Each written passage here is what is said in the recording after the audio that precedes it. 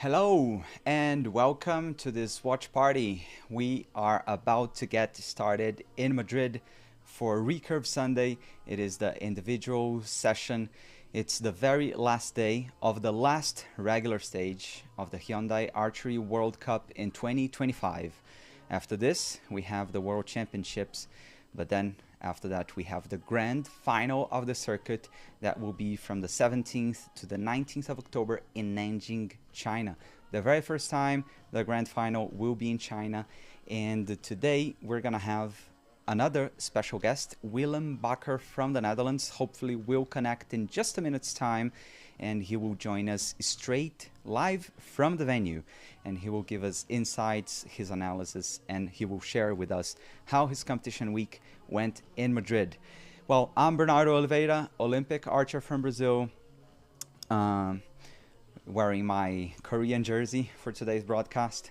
Not necessarily cheering for Kim Jae-duk, but or any of the Korean women. I think we have only Kang Chae-young. But yes, thank you so much for joining me and joining all of us on World Archery's YouTube channel. This is a watch-along. I'm here to keep you guys company, just hopefully say a couple of interesting and funny stuff, who knows. And you can go to Archery Plus, just here. You have the link in this live's description, and then you will be redirected to Archery Plus, where you can watch all the action happening in Madrid. For the moment, I'm gonna ask you just to interact here in the comments. We already have Jill Sab Gaming sending some hearts. Well, that's very cute of you. And Janesh Chirali saying hi. Well, hi. Hello to you and to everyone joining us. And as I said, hopefully in just a moment's time, we're gonna have Willem Bakker from the Netherlands joining us. Well, the lineup we have for today then, we're going to start, as usual, with the first semi-final in the Recurve Women. We're going to have Su Xin-tsu. That's my best pronunciation I could do of the Taipei archer. She's up against Michelle Kroplan from Germany. And then we have Li Jiaman from China, the reigning circuit champion, against Kang Chae-young from Korea. These two, they have already faced each other earlier today in the first session in the teams final. And it was Korea that beat China. So already Kang Chae-young 1-0 up on Li Jiaman for today, but I'm sure the Chinese will have a say on that. After that, we have the Recurve Women Bronze Medal Final, followed, of course, by the Gold Medal Final. We have the podium ceremony, and then right after that, we get started with the men's. In the first semi-final, we have Matias Grande from Mexico making his second appearance in the Final Four in the circuit this year, up against Kim Jae-duk. Oh yeah, Kim Jae-duk from Korea. And Kim Jae-duk is still after his first World Cup stage win, even though this is maybe, I don't know, fourth time that he's made it into the Final Four. He's definitely super strong name, but yet to score his very first stage win. In the second semi-final, we have another Taipei archer who's won bronze earlier today in the mixed team. It is Tang Chi-chun, another very strong name, finished fourth in Tokyo. It was a great, but at the same time, heartbreak result after eliminating Kim Woo-jin in the quarterfinal back then in Tokyo 2020. And up against one of the big sensations of the last couple of years, it is Baptiste Adis from France, who already has a gold medal to his name after beating with his team, Team USA, in the Recurve team, men's team gold final earlier today. If you're watching on Archery Plus, I hope you are, then the stream has just started. We have a very nice shot of the venue and, of course, the all-coveted prize, the World Cup Circuit Trophy, lying there on top of the podium. And these archers here, they are fighting for a chance to be at the final and to win this medal, this trophy over there. I think we have Willem already ready to join. So I will try to bring him in as we have the final four of the Recurve women making their way into the arena. Now let me bring Willem to you, ladies and gentlemen. And so, Willem Bakker, are you with us? Can you hear me, Willem?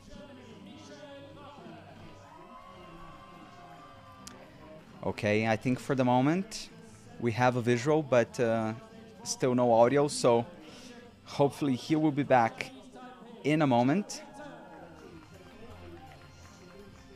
Okay, and then on Archery Plus, we have there Michelle Kroppen being introduced, the 29-year-old. She is the oldest, alongside with Kang Chae-young from Korea. Being introduced there, the youngest of them all, Su Xin-tzu from Taipei, only 17 years of age. And the 27-year-old Li Jiaman from China, as I said, the reigning circuit champion. She won gold last year in Tlaxcala, 6-0. Super commanding victory. And she looks quite chill today, yeah, with a kind of a nice smile to her face. Seems quite relaxed and confident, and yeah, this is definitely the place we all want to be in going into one of these matches. Her track record this year, though, she had a bronze in Central Florida, so very strong result in the season opener, but then 7th on home soil in Shanghai, not quite repeating the result that she had last year, when, if I remember correctly, she finished with bronze, defeating Deepika Kumari for the bronze medal final. Well, then already in the live feed, we have a Taipei coach, German coach, already lined up to start the match between Su Xin-tzu from Taipei and Michelle Kroppen from Germany. Of course, both of these after their very first stage win in their careers. Michelle Kroppen, her best result was a bronze in the grand final in Yankton 21, while Su Xin-tzu is on her very first year with the senior team. Once again, welcome to this watch along. I'm Bernardo Oliveira, Brazilian Olympic archer. I'm talking to you from the World Archery Excellence Center in Lausanne, Switzerland, and also the Archery Plus headquarters. I can just give you a sneak peek of our master control room, where we are sending the live feed to all over the world. A lot of work happening behind the scenes to take the action and take archery to all corners of the world on Archery Plus. Okay, archers are ready. We're about to hear the 2 beeps that will signal them into the shooting line to shoot the very first arrows of this session. Okay.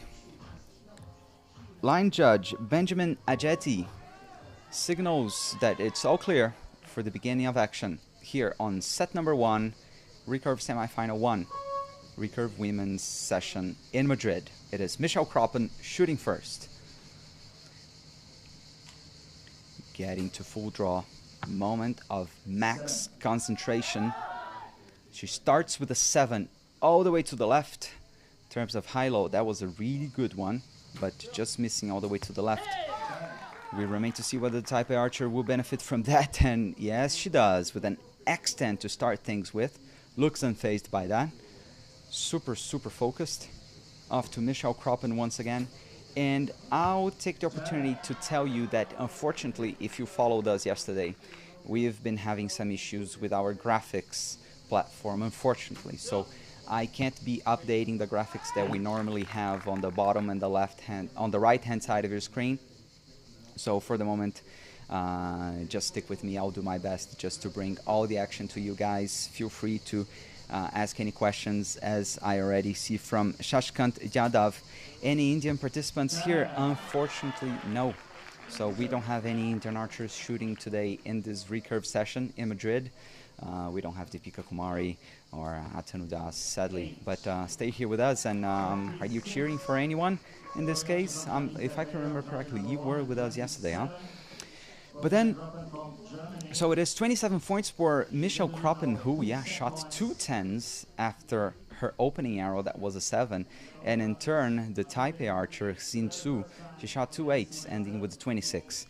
So provisionally, we're going to have confirmation from agents and target judge in just a moment.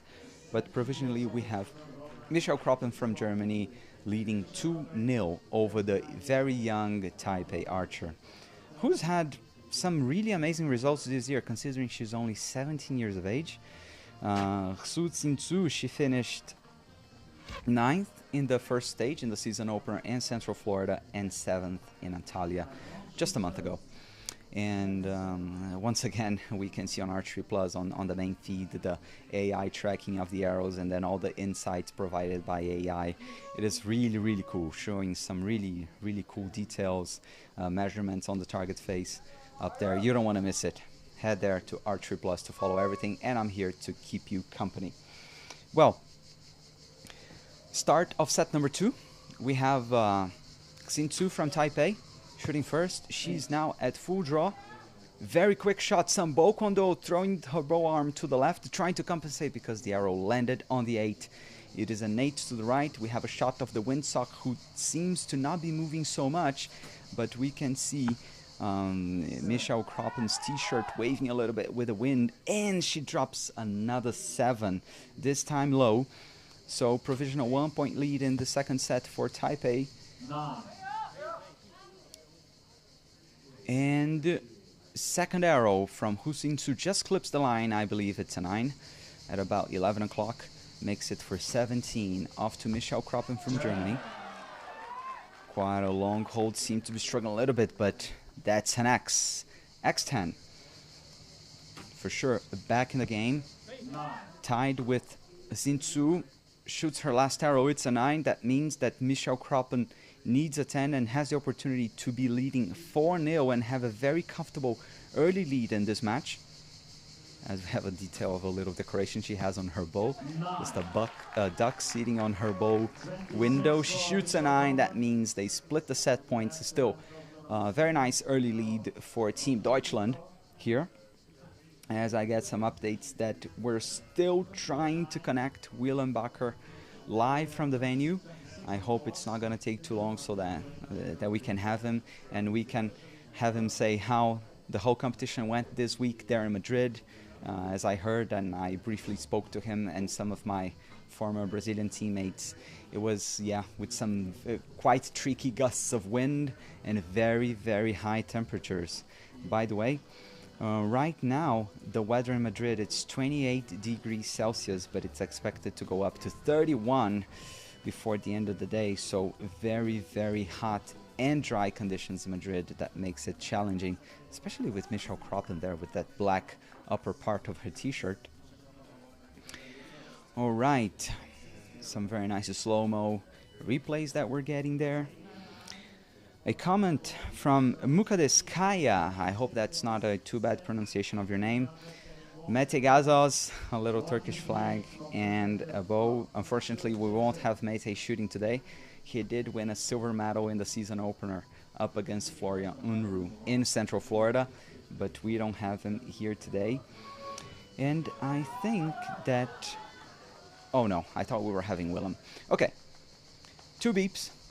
Starting set number 3, the young Xin Tzu from Taipei needs to start making a comeback now, otherwise she will be in a very tough situation. She gets to full draw. Detail on the little kisser she has on her string, shoots a 10. Timing was really good with this one, especially how she finished the shot. Managed to keep that bow arm steadier to finish her first arrow. Off to Michelle Kroppen. Ooh, a 6. 6 for Michelle Kroppen, who just swayed her bow arm all the way to the left, trying to salvage that one. But then Xin Tzu with an X10. So far, the best set she's had. Looking good to make it a 3-3 in the first semi-final. Ooh, and a 7 for Michelle Kroppen. Remains looking at the target after that arrow, trying to understand what's going on. And some more bow kondo from Xin Tzu, just swaying her bow arm all the way. Finishes with an 8, but this is already out of reach for Michelle Kroppen. This is only a practice arrow. And well, she finished in a good way. Put it in the 10. This is definitely how you want to finish a bad set. At least to make sure you finish there in the center of the target, to be a little bit more comfortable and confident going into the 4th set. So we have things level here. A 28-23 means that Xin Tzu wins her first set of the match and is now 3-3 up against Kroppen. Still hoping that we can bring our guest, Willem Bakker. And yeah, the detail there on Archery Plus, some replays of the shots that we have had. And in turn, if we have Xinsu with a kisser, that is a little reference on her string that touches her lips on full draw. Michelle Kroppen, she has a nose button, something that I've used myself in the last years of my career, something that just touches the tip of your nose. It's another reference when we are anchoring and touching our face with the string.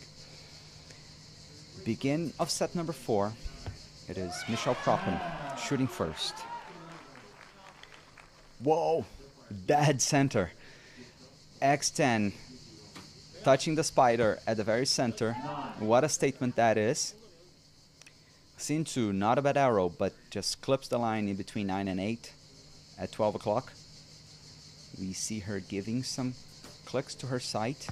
Off to Michelle once again. She seemed to be just shaking a little bit, but finished that shot very nice and smooth. Shooting a 9 not far from the 10. Off to Xinsu now, who shoots a 10. Both tied with 19 points in this 4th set. One arrow left to decide which way this is going to go. Winning this set can make a huge difference because then you're only a shoot-off away. Oh, and a very good arrow by Michelle Kroppen. She sure found her form, at least in this set. Shoots a 28, means a 9 will split the points, and it's a 10. So now Xinsu, for the first time, up on the scoreboard in this match. She's leading 5-3 as the coach just exchanges a couple of words with her, but yeah, she just seemed so focused, not having a lot of small talk with her coach. Just a little fist bump, and now her gaze is back at the target, just making sure she keeps her focus. And this is something that really we see a lot of difference from archer to archer, their relationship with the coach. So Mete, just to take one of the we've had a comment, somebody cheering for Mete, and we see him talking a lot to his coach Göktuğ Gerging when he's off the shooting line, really trying to keep those nerves down, just trying to chill, while we have another archer like Xinsu, who is just laser focused, not too much talk. But now we are starting set number 5. Michelle Kroppen is up against the ropes now. She needs to win this one to force a shoot off. She takes her time, but shoots a 6. All the way to the left now. The look on her face tells it all. And if a catastrophe doesn't happen, this is done and dusted for the young Xinsu. Well, I think that in a moment's time, we are going to have our guest. He seems to be almost ready to connect with us. Michelle Kroppen shoots a 10, but that 6 is costing too much, as the young Type A archer intern now shoots a 10 herself. Only disaster will keep her from progressing to the gold medal final. Michelle Kroppen at full draw. And a 7 all the way to the other side on the right. The look on her face tells it all. Xinsu needs a 5, but shoots a 9. She struggled a little bit to begin this match, and now she has booked herself a place at the gold medal final. A very amazing performance. Very amazing how she behaved herself, and how composed and cool and calm she looked all throughout this match. I wonder if we're seeing the rise of a new talent from Taipei, who is a very successful country in archery and Olympic history. They missed on winning a medal last time out in Paris, but they did win silver with the Recurve man team in Tokyo, bronze with the Recurve women team in Rio, the one that I participated, And so, yeah, I think we see the rise of a new and very exciting talent in Su Xingzu. As we have just a couple of minutes before we begin the next match, I am going to check whether we can bring our guest. And so, yes, let me bring him in. Ladies and gentlemen, we are about to have Willem Bakker. Hello. Willem, can you hear me? Can you see me? I can absolutely hear you and see you, so it's good to be on the show. Great stuff. Thank you so much for joining us. I know it was not an easy one. If I can share with everyone, Willem was at his hotel, and then I had to force him to go to the venue. But this is actually even better because you can tell us what the venue looks like, what it feels like out there. Oh, it's amazing. There's wonderful stands. There's a lot of people watching. The commentary is great as well. And there's a huge screen to see everything in detail. So it's really a really nice final field. Yeah, okay. And for everyone who joined us yesterday, we were watching Mike Schlosser as he won his second stage of the season. And every now and then the camera was cutting to Willem there with the Dutch flag and super excited there, cheering for Mike. Are you close to him at all? I do consider Mike to be a very close friend, yeah. So we definitely know each other quite well. Yeah, that's really cool. Yeah, that's really cool, man. Yeah, we could see you cheering for him, and that was really cool. Okay, we are ready to start with semifinal number 2. Kang Chae-young from Korea up against Lee Jae-man from China. Of course, throughout the session, we're gonna talk more about what your week was like there in Willem. But any guess on who can be a favorite for this match? I mean, I think both archers are truly amazing archers. I think that they've shown incredible results in the past, and I think we're going to see some great archery right now. Absolutely. Well, even though it's not exactly amazing archery that we're seeing with the very first arrows, we have 8 from each archer, so both of them adjusting the sights. Could you see whether the wind is blowing over there? Because also we can talk about how it was in the week. I think it was really windy throughout the week, wasn't it? Yeah, it was especially windy. There was only like a wind power of 2 before. In the stadium, it was a lot more windy than the numbers said. And you really have to aim off and pick your moments to shoot your arrows because it was incredibly challenging. Yeah. And right now I see that the field still has some wind. It's not as extreme as it was yesterday. Yesterday was incredibly challenging. Right now I think it's about half with some moments that it goes up to that level again. But definitely challenging conditions. Yeah. But we also have to take into account that yesterday we had compound with higher poundage and also shorter distance, shooting 50 meters away, and today it is recurve. So they're shooting with, in general, a little less poundage and also shooting 70 meters away. But it's awesome that we have you, who was there at the venue yesterday and now there today, as we have, so Kang Chae-young opening this semifinal 2-0 over Lee Jae-man. It was 28-26. Once again, and I take the opportunity to tell you that unfortunately we don't have the graphics that usually I feed, updating all the scores here. If you've been with us in other watch alongs this year, but this time, what is the really cool thing is that we have here with us Willem Bakker, a guest who was shooting throughout the week in Madrid, is there at the finals field, joining us to just to give his impressions. And I take the opportunity to remind you that this is a watch party, so go to Archery Plus where you can watch all the action, and me and Willem, we're here to keep you company. We are starting set number 2, Lee Jae-man shooting first. It's a rough shot.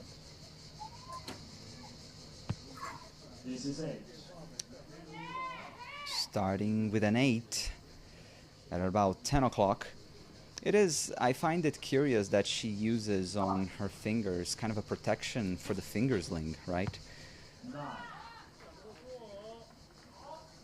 Oh, I haven't seen that yet. Is that like a piece of tape? No, yeah. I think it's hard to explain what it is actually. It's yeah. We could see on this shot over there.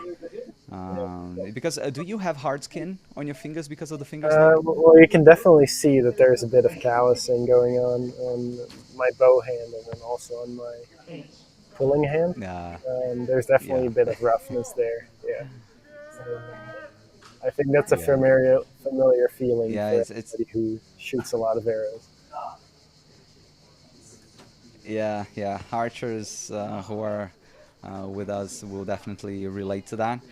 As we have Lee Jaman with a 26, quite underwhelming to finish this set. But Kang Chae-young, in turn, if she shoots a 9, it means that they will split the set points. And they will. She's at full draw. Lets this one go. It's a 9. So we have 3-1 provisional score. Not super high level so far in this match, Willem. Yeah, I mean, they may be just getting used to it. I know that shooting in the finals field, it's always a little bit different than the conditions you're used to on a normal field or the practice field even. Um, so I wouldn't be surprised if they knock out some really good arrows the next time. Absolutely. Can you just quickly explain why is it different in the earlier rounds and then coming into the finals venue? Well, basically, there's just a lot more eyes on you. There's cameras. There is the podium right in front of you. You know where you want to go to. There's just a lot more pressure to perform, and sometimes that helps you, and sometimes that beats you. And you just hope that most of the time it helps you.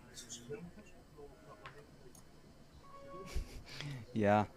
And how do you take it, or what do you do to remain focused and have your best performance when you're shooting in the finals venue like this? Mostly, I try to focus on the things that I can change. Um, I try to give myself the right amount of energy and the right amount of focus, indeed, to be able to make my steps happen and to make my shot happen, and then in return that hopefully turns into tens. You can't completely control that, but you can give yourself the right tools to do the job. Yeah, yeah, absolutely. Plenty to talk about that, and we have Lee Jaman with 2 9s, a little bit more solid this time, 100% in the yellow at least in this third set, as she tries to make a comeback, and Kang Chae-young with another 9. So both of them with 18 points. This last arrow will decide which way it'll go in this third set. Ooh, 3 9s for Jaman. Last arrow is Shot going to only decide it. 110 so far in this match. Yeah, yeah, yeah. Kang Chae-young now at full draw. Ah, another one. 27 apiece. Everybody shooting 9s. No 10 this time out. And have you seen the Korean team there in full swing supporting their archer? I do see some. They're sitting right across from me. Actually, I'm sitting in the container where the rest of the broadcasting team is, and they're sitting right over there. And then I think there's some more on the bigger stand behind the archers, but I'm not too sure. I've always been really surprised with how much local support they can get wherever they go. And we even have a comment here from Shatesh Kumar, who's I love and support for Kim Woo-jin, and he's from India. So Oh, Kim wow. Woo-jin won't be Okay. shooting today. It was actually a Brazilian that knocked him out, one of my former teammates. I think in one of the very early rounds. It was a really big thing for him. But then from Korea, we're going to have Kim Jae-duk in the second half of this session. 4-2 for Kang Chae-young. Lee Jae-man at full draw starting the fourth set. Oh, long hold, huh? It's a bit of a rough error there, I think. She's been And close to that's an that 8. buzzer quite a couple times already, I think. So Yeah, that's right, that's right. We could hear a couple of times that after she shot, we could even hear the buzzer. And Kang Chae-young shooting the first X10 of this match. Only in the fourth set we're seeing an X. And talking about X, how did you find the test last time out in Antalya with 11? oh, it was horrible. I got first rounded. Uh, no, I'm kidding. So, I not approved. no, I think it was a great thing for Compound. I don't think that it would be something that would add something to Recurve. I think it's more of a something to give like chance it. Like it's more of a luck thing, and you mostly want to get rid of luck rather than create more of it. So I think for Recurve, it's not the best. For Compound, it does add value. So I think it will be a great addition to. Yeah. This it has divided people, but I guess on the compound side of things, we have I guess pretty much everyone is saying they're in support of it. But on the recurve, it's a bit like we don't know yet. But we'll get back to that in just a minute. We've just had Kang Chae-young shooting perfect 30 to just nail it and send Lee Jae-man to the bronze medal final, and Kang is making her way to the gold medal and try to win this stage. Kang, that funnily enough, might not even be in the final because she has two teammates that have already won a stage. So we have Lim Si-hyung and Lee Kar-young that they've both won World Cup stages, and maybe Kang will be the third different Korean to win a stage so far this year. It means that for the bronze medal match, we have... sorry, can you repeat that, Willem, please? That would be an amazing result for the Koreans, right? 3 World Cup wins. That would be extraordinary. Yeah, and with different people, huh? And exactly. The first one to win, Lee Kar-young, who won in Shanghai, she won't even be in the World Championships. So what teams in the world that they can afford to have a World Cup stage winner that is not even in your team for the World Championships?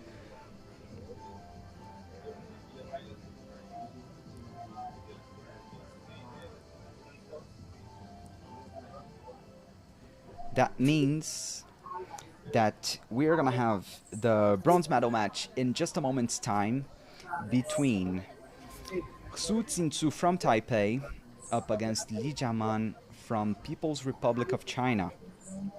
We get a very nice shot of the call room.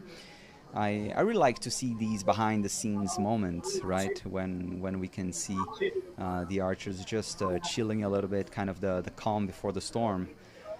And do you have any particular thought process, anything you want to do or avoid doing when you're in the call room before a big match like this, Willem? Ooh, that's a good question. I think everybody has their own personal things that they want to do. I know some people, they just want to sit down and just relax and have a bit of time for themselves. Other people don't want to sit down and they kind of want to keep moving because they have lots of energy they use. Personally, I like to just take a breather, think about the game plan, think of what I have to do in order to get them in the middle, and then as a result, hopefully win.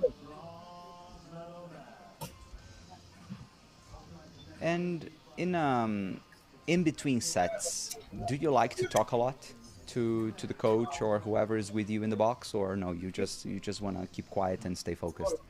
So I don't really like talking too much. It depends a bit on the day. If I'm a little over the place, then sometimes it could be good talking about something else. But most of the time, I like to stay focused on archery and what the plan is and what I need to do, rather than what feels like distracting myself and doing something else. Mm-hmm, mm-hmm. Yeah, yeah. Okay, we're ready for the bronze medal match between Michelle Kroppen and Li Jiaman from China. I'm so sorry. I got it wrong last time. I said the bronze medal final was going to be between Li Jiaman and the Taipei archer, Xin, but actually it's Michelle Kroppen. Yep. Now, Michelle, did you follow the first semifinal, Willem? Did you see Michelle struggling in the semifinal? I did see some of it, though I was mostly focusing on the technical issues. But yeah, I did see some of the struggles, and I do hope that she has regained her confidence in a little break. And it's looking Yeah. like it. So far, yeah. Well, starting with X10, already a very early lead here, but we know that this is only one arrow, and I think that it seems quite fair, right? Like Xin from Taipei was clearly better than Michelle Kroppen in the first semifinal, and Kang Chae-young also, especially in the last set, she was clearly the better archer. So it seems that we have a fair stand of matters here, with the two seemingly worst archers today shooting for bronze and the two best ones shooting for gold. Huh? Yeah, exactly. I think that maybe these two archers might not be having their day, and sometimes that happens, but they can still come out and knock it.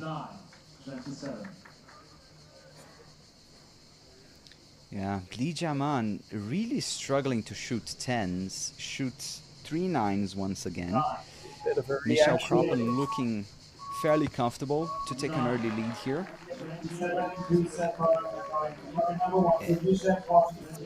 And she does edge Li Jiaman by a single point. And I want to ask you about how is the temperature over there today? Is it cooler than it was throughout the week? I didn't really notice too much today. I'm gonna look what the actual temperature is. So right now it's 29 degrees Uh-huh. Celsius. That is. Uh-huh. Um, so today I don't think it's too bad. Like throughout the week we had like 34, 35 degrees weather, and that was Mm-hmm. especially hot with the flooring that just bounced off the heat. It was a struggle sometimes. Yeah. Yeah. Yeah, because I saw. I think it was in a stadium, so the shooting line was kind of in a kind of the track and field track, right? Yeah, yeah. It was on a track and field stadium, and we were standing on the like the 100 meters that are straight, and those types of flooring ground. I don't know what to call that. They really suck up heat. They stay warm even if the sun's off of it. Um, so you definitely have to make Mm-hmm. sure you drink a lot and you stay cool with different methods. Yeah, yeah, yeah. In a lot of replays in between the sets, we're getting shots of athletes hydrating, and so because that can really be an issue. And also, when shooting in a final like this, there is no shade for you to go underneath in between the sets, right? So if the match lasts like 15 minutes, that's 15 minutes straight that you're under the sun, and that can be tough as well. Yeah, you really have to try to get yourself as much out of the sun as possible. We see both archers right now wearing a hat. I think that helps a lot already, just getting that sun out of your face. And whether that's a cap or a rimmed hat, both work. Hmm. Yeah, absolutely. Bucket hat. I've always been one of those. Bucket hat is what Li Jiaman is wearing. As she shoots a 28, it is yeah, one of her best sets today. Already puts this one out of reach for Michelle Kroppen, so Li Jiaman for sure in the scoreboard. drawing things to a level. It's going to be 2-2 now, with only 3 sets to go to decide who takes the last step of the podium. And so let's take the time to talk about how the competition was for you, Willem. How did you feel your shooting? You've had another strong result. I know that you were aiming for more, of course. We wanted to see you shooting in the finals and not have you as a guest of the watch along. But how was the week for you? I think it was really good. I shot pretty well in the qualification. That was just solid shooting, and I ranked 21st. We ended up in the team making it through one round and then getting out by Korea, which is just a really strong team. I don't think we could have gotten much further in that match than we did. And the mixed team I shot as well with Quinty. That went really well, just couldn't really get into a rhythm, and we lost the first match. And then I had the individuals, which went as well as could be, I guess. It was incredibly windy that day, which was very struggling for me, and I let some go where they shouldn't have gone. But overall, I think top 16 for me right now is a really good result, and I'm happy with that. Yeah. Yeah, I think I showed what I'm capable of. Indeed. Yeah. And you lost to an archer we're going to see in just a couple of moments' time, Kim Jae-dok, and it was a tight match, huh? You lost the 6-4, so you took it to the very end up against him. Yeah, I had the last arrow, or the first arrow of the last end. It was blowing and blowing and blowing, and I was just like, I need to let this go because otherwise I'm going to run out of time for the next 2 arrows because I still had 2 in my quiver. And I just let it go, and I threw it around, and it ended up going into the 6. So I was like, no, that's not what you want right now. Come on. But that's okay. Absolutely, yeah. And not what Michelle Kroppen wants right now is also 2-8 as she shoots 26, and now she has Li Jiaman leading this match 4-2. Li Jiaman from China is now within striking distance, within touching distance from victory, and she might clinch bronze already in the next set. Michelle Kroppen, who has been, she seems to be struggling all throughout this session. It's she hasn't been able to make herself quite comfortable just yet. As we see on Archery Plus, the AI tracking and showing insights into the arrows. This AI tracking, is it shown in the big screen there in the venue, Willem? Yeah, it is. We see the path of the arrow and then some statistics, I think, but I don't really pay too much attention to that, to be very honest. I quite like, I think, especially for the general public, it can be really, really interesting to see how high the arrows go, because this is one of the questions I get asked the most, especially now that I'm a coach here at the World Archery Excellence Center. People ask me, like, the arrow doesn't go straight to the target, right? It has to go up to then come down, and then, to see in this graphics, like, how high it goes, like 3.2 meters high, it's absolutely crazy. Li Jiaman shooting a 10 with her very first arrow in the 4th set is now looking even more comfortable for clinching bronze. Michelle Kroppen needs to make a comeback here and put some pressure, and she does that with an X.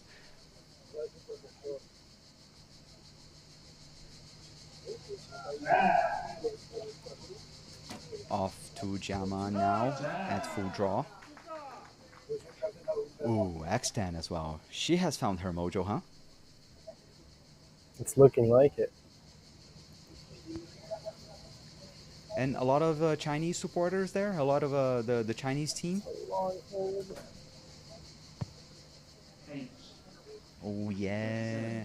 Oh, okay, this is done. That's a bit unfortunate, so we need like an 8 to win. So I do think that this is going to be the end of this match. Ah, done understood. Yeah. There you go. Li Jaman 100% in the yellow in this match. So hasn't put an arrow outside of the gold. Broad smile from her, and I guess we don't see a lot. Huh? I tend to see her as a very. She always looks so tough and so focused and like ready for battle. But at least for me, I find it a little bit unusual to see her smiling like that. So happy, so relieved. Yeah, I do think that performing in a place like this is especially hard to be able to show your emotions when you're still on the field. But I do think that when the match ends, then everything comes out, and it's like, oh yeah, finally I can just be myself again. You kind of have to Yeah, yeah, put on yeah. a metal face, so to say. Uh, and I wonder if it's the same for you, but I'm supposing that for most of the archers that we're watching in Madrid, this Madrid, like this World Cup stage, it kind of marks the end of kind of the first part of the outdoor season, because now we have almost like a 2 month break before the World Championships, right? So it's a nice way to finish off this part of the season. Yeah, we do. With the Dutch team, we do have another outdoor competition in the Netherlands. It's the Grand Prix in Arnhem, which will be in 2 weeks. So we kind of just kind of keep going. And personally, I also have the World Games that I'm Ah, going yeah, to, you which have the isn't Grand Prix in the exactly outdoor. Netherlands, huh? Yeah. The Grand Prix in Arnhem. It's going to be something cool. It's going to be on our home Yeah, field where we always train. yeah, yeah, Well, just behind it, really. So it's big enough because our actual home yeah. field is way too small to host such a competition. But we're gonna see how cool it is, and hopefully get some good results. Absolutely. Okay, so and you're also going to the World Games in China then. Exactly. Yeah. Okay, so what I said was complete shenanigans then, that it was kind of a 2 month break, because then your guys are in full swing, because I believe there is a lot of expectations and anticipation before an international competition on home soil, and then World Games, which is also a very big thing, and then when you see it, it's already Korea. Yeah. Basically, it's gonna be a lot of traveling in the next like 3 or 4 weeks, and then be home for like two, and then go to Korea again. So it's gonna be pretty full two And months, I'd say. you reckon you're gonna have Yeah, yeah, yeah. And you reckon you're gonna have any time to come to the World Archer Excellence Center, as you do every now and then for some training? I do hope so. I am planning on it. I did ask Mark for his schedules and what he's doing with his vacation because he is gonna take a vacation in the next 2 months. And when I hear from him, I'll see what the possibilities are and then hopefully come by. Wonderful. Yeah, we hope to have you here very, very soon. Okay, we're beginning. We have already two beeps. Line judge Alma Rosa Pinheiro signals the begin of the big final gold medal match, the very last event for the recurve women in Madrid. Kang Chae-young from Korea. Ooh, what do you think that is? A 10 or a 9? I didn't actually see this era, so I'm gonna have to look at it again after this one. Yeah, yeah, don't worry. With That looks Sintsu from really Taipei close. shooting a 9 off to the Korean once again. Yeah, yeah, it's hard to tell, but I do think my it gut is. feeling is that it's I a think it. 10.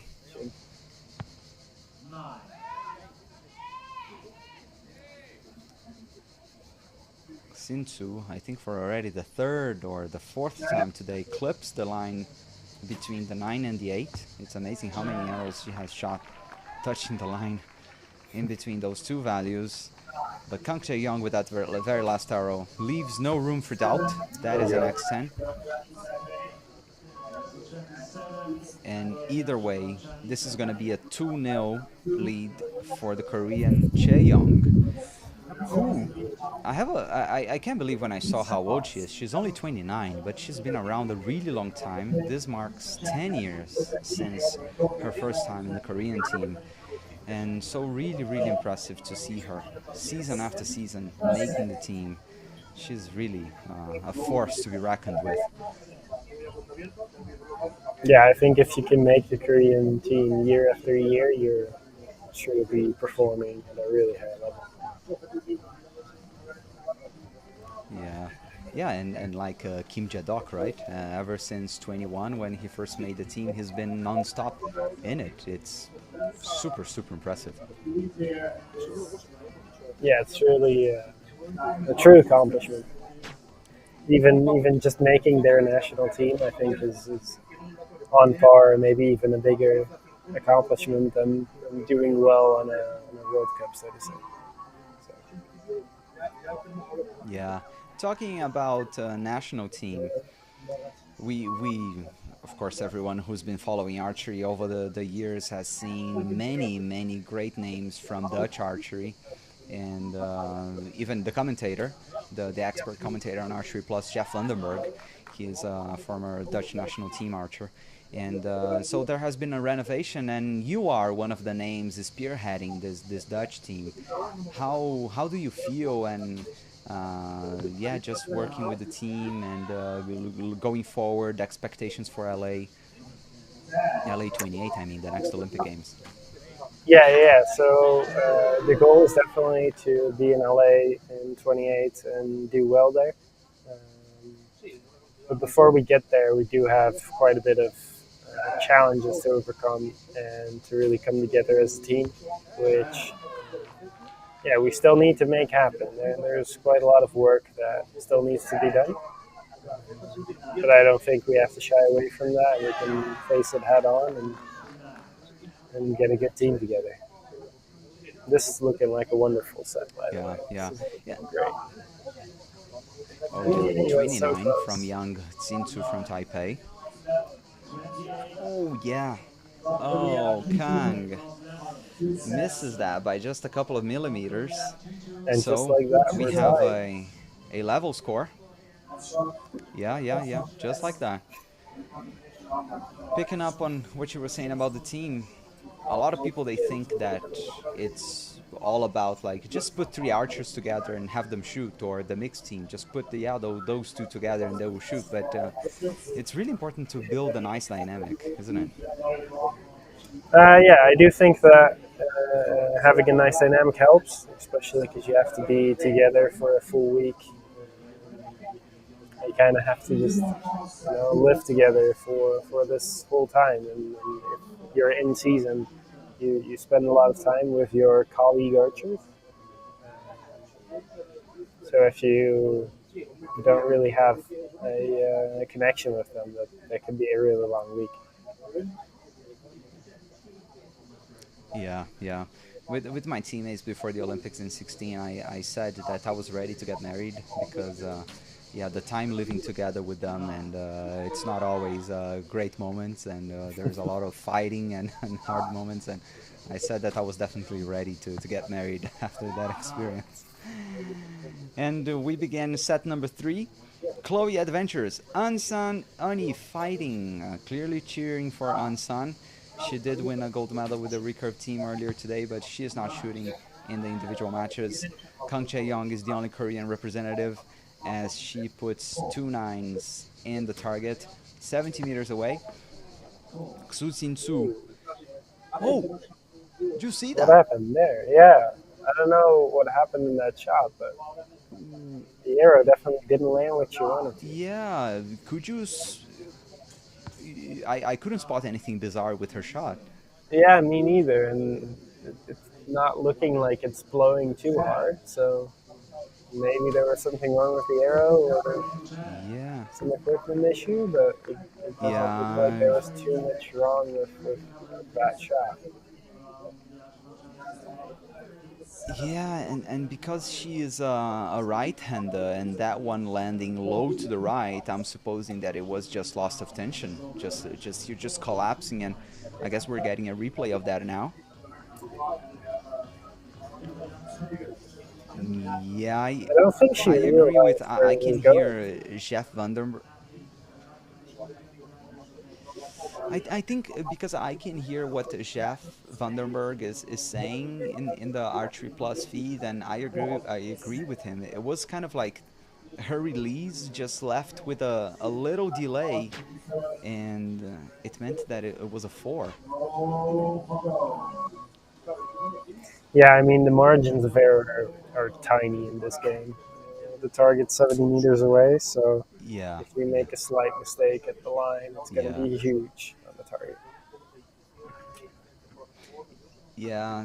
There is something that I always tell people, and I don't even know if you knew this, that half a degree already puts you out of the target 70 meters away. And here, of course, we're talking about only yellow mattering. So, man, half a degree and you miss the target. It's Yeah, crazy. it's incredibly tiny, tiny margins.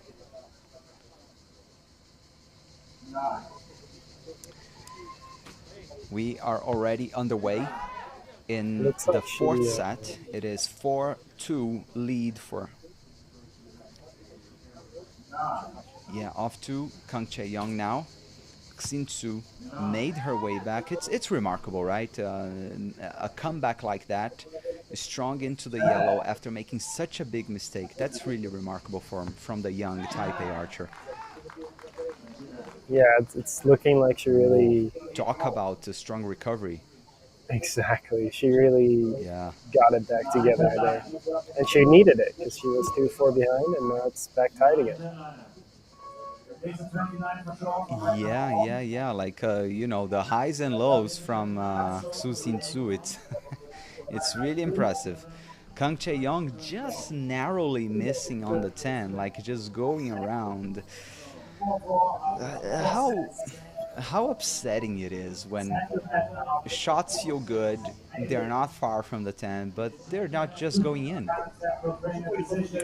Yeah, it's definitely a challenge to take care of those arrows and not get too frustrated when they don't all go.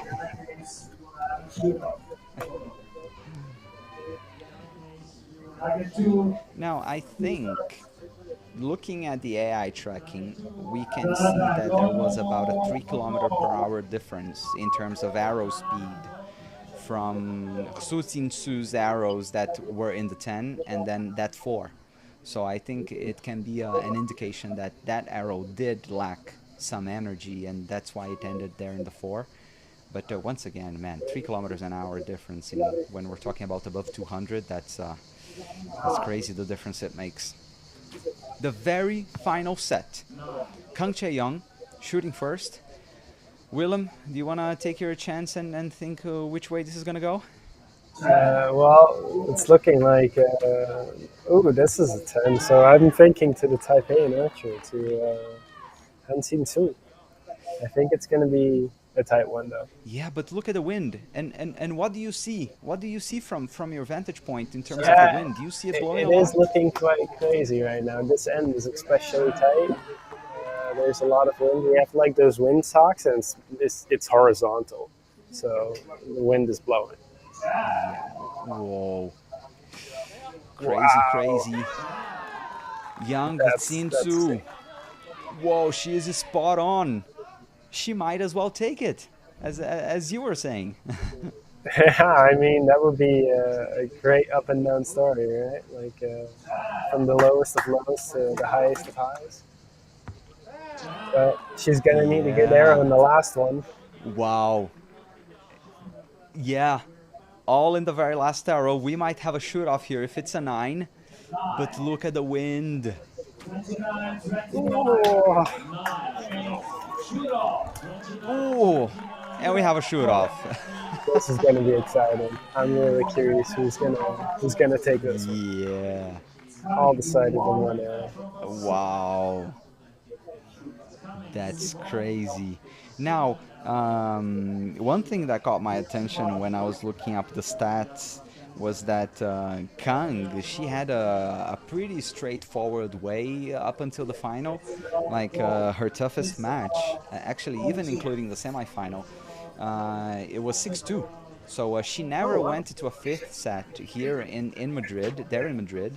And so not only this match went to a fifth set, now it's a shoot-off. Yeah, so it's looking like a first for her. We'll see how she handles the Yeah. shootout. Yeah, wow. And so targets have been changed already. Can you see the targets from where you are? I can't see the targets themselves. There's a wall in front of it, but I can see the screen on which the targets are displayed when these arrows are shot. So I do kind of see the arrows land, if you know. Okay. Now we see on Archery Plus a view from the targets, volunteers walking away, line judge, target judge, Xuzi Zhang from China, I presume. Field has been cleared. Shoot-off time. We're gonna see it. I'm excited. It'll be Kang Chae-young shooting first. Yeah, here we go.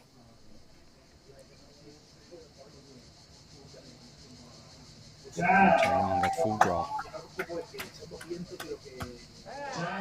Oh, that was good timing, huh? Oh, that's a good arrow. Let's see who can get it. That is close. Yeah. Oh! What a performance from the 17-year-old from Taipei. It looks like they both handled it well. She misses. Yeah. I think it's Kang. She's not celebrating yet. She's waiting for confirmation. But I think that was pretty clear that Kang took this one. They're measuring. Oh yeah. Oh my. So it's looking closer than that. Target judge. Yeah, Xuji Zhang measuring the distance with calipers. Now she's measuring Kang's arrow. Alright, there's the decision. Yeah, it is Victory Korea. Whoa. I wonder whether we're gonna see the AI tracking showing actually what the difference between those two arrows was to the middle of the target.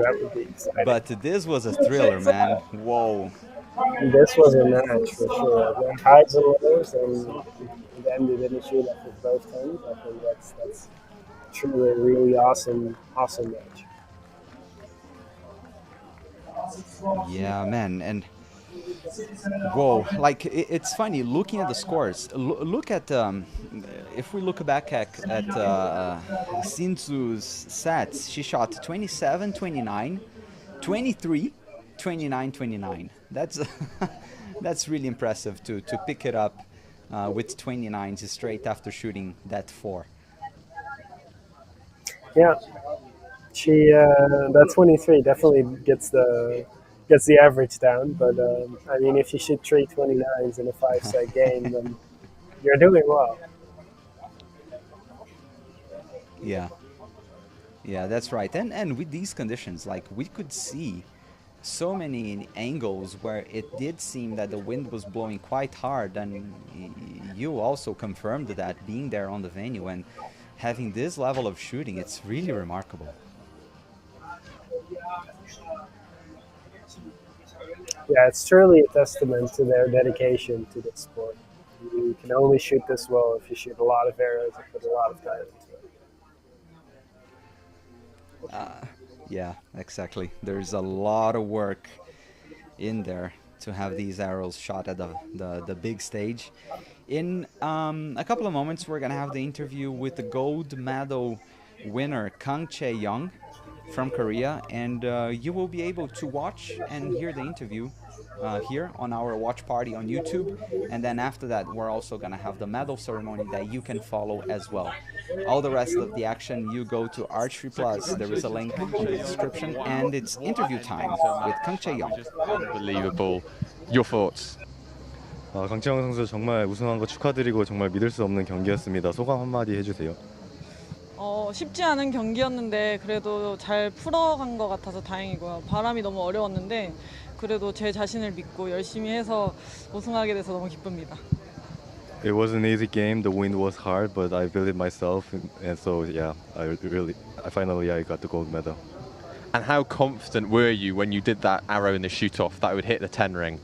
그 슛오프에서 10점을 딱 쐈을 때 얼마나 자신이 있었는지. 사실 전판이랑 바람이 또 달라져서 조금 긴가민가 좀 확신이 없었는데 그래도 내 조준만 믿고 쏘자, 나 자신만 믿고 쏘자 하고 썼던 것 같아요. So the wind was strong and the changeable, so I just believed myself and I thought nothing, but yeah, I shot 10. Now, you were silver medalist in the 2019 World Championships. Now that Gwangju is coming up, is that all you're thinking about at the moment, that gold in Gwangju? 그래서 저 직전 챔피언십에서 이제 연메달을 획득했었고 이제 광주가 남았는데 이제 모든 목표는 광주 금메달을 획득하는 것일지. 일단 제일 우선 목표는 단체전 우승이 제일 목표고 개인전은 일단 최대한 욕심 부리지 않고 제가 할 수 있는 한 열심히 하려고 합니다. Yeah, the most important thing is the team match, gold medal, and the next one is individual medal. So I don't want to be like greedy. So yeah, I'll try my best to get the gold medals. Congratulations. Thank you.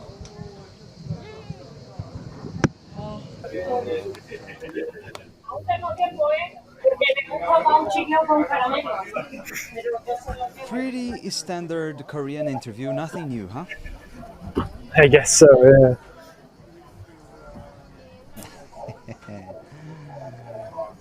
Yeah. Well, for sure they're looking good to win that team gold, as Kang mentioned, and all of the Korean ladies also looking really good to get individual gold as well. We're gonna have the World Championships in Gwangju, Korea, in the beginning of September. So that's what they were referencing in the interview. The World Championships in archery take place once every 2 years, making it one of the most important events on our sport. While the World Cup, it takes place every year and on several stages. So this is the fourth and last regular stage here in Madrid. After this, we're gonna have the grand final in Nanjing, China. But now it is podium time, and let's have some live images from the venue to see your favorite athletes getting their medals.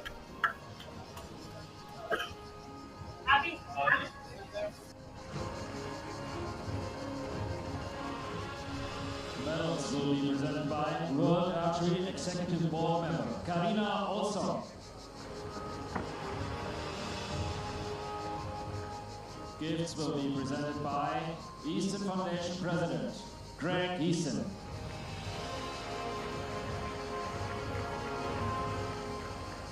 Arbelin Roche will be presented by Arbelin Spain distributor Javi Aguilera.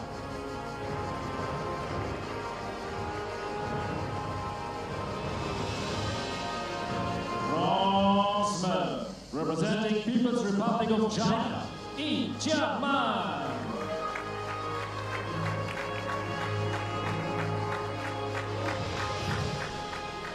Li Jiaman from the People's Republic of China, the reigning champion of the circuit, takes her second individual bronze medal this season after winning bronze in the season opener in Central Florida in April. And she also finishes the regular season with another bronze. Silver medal representing and might be looking good to qualify for the grand final that will be in Nanjing, China, where she won the Youth Olympic Games back in 2014.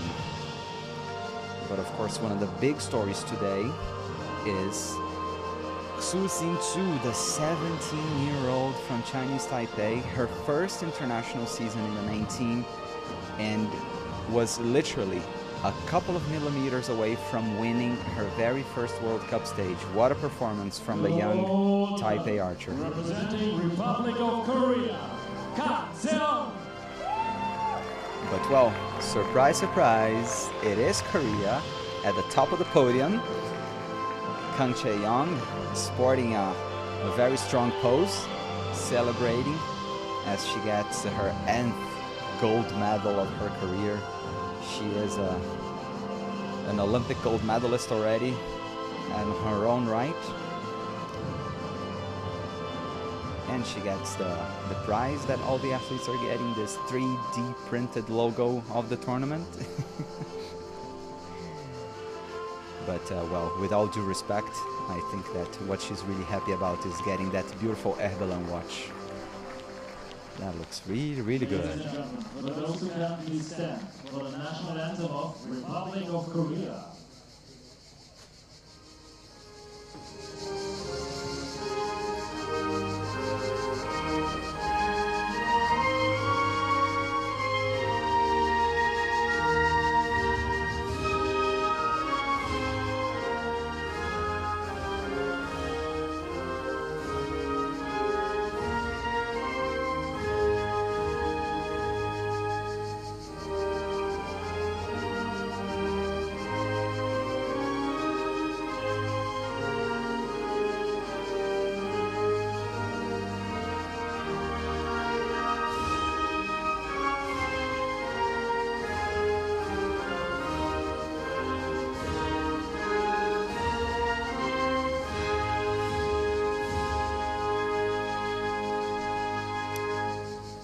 Ladies and gentlemen, please give a warm round of applause to our athletes.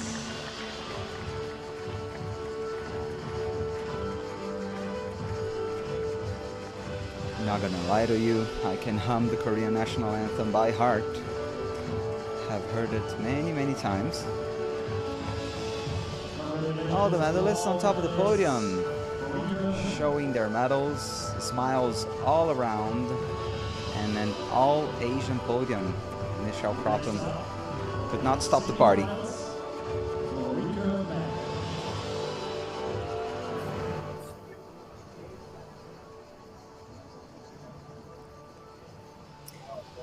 Podium done and dusted.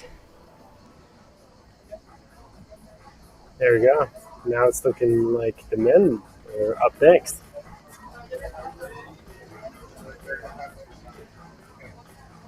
Now we are gonna turn our attentions to recurve men.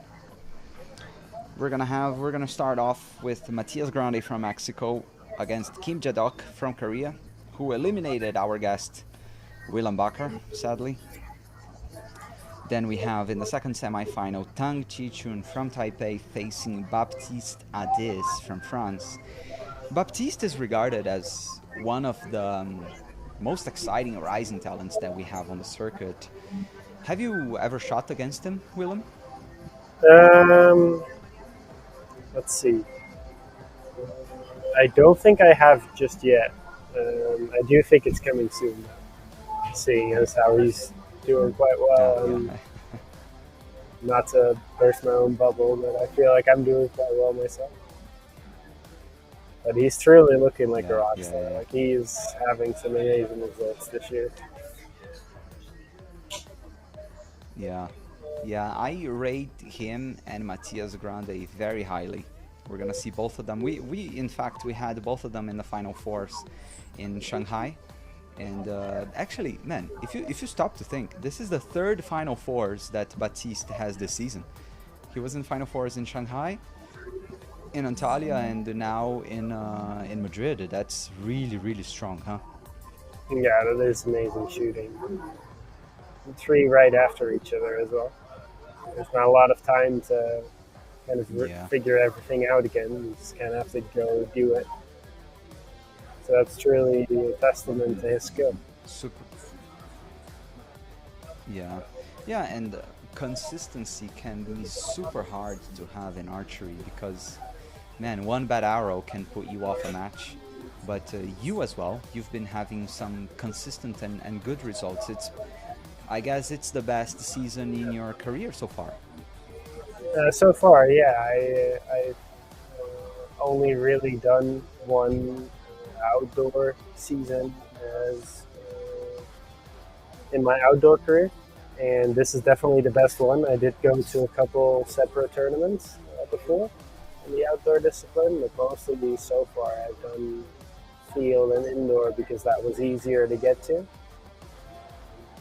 And I'm really happy that I can represent my country in the outdoor division as well.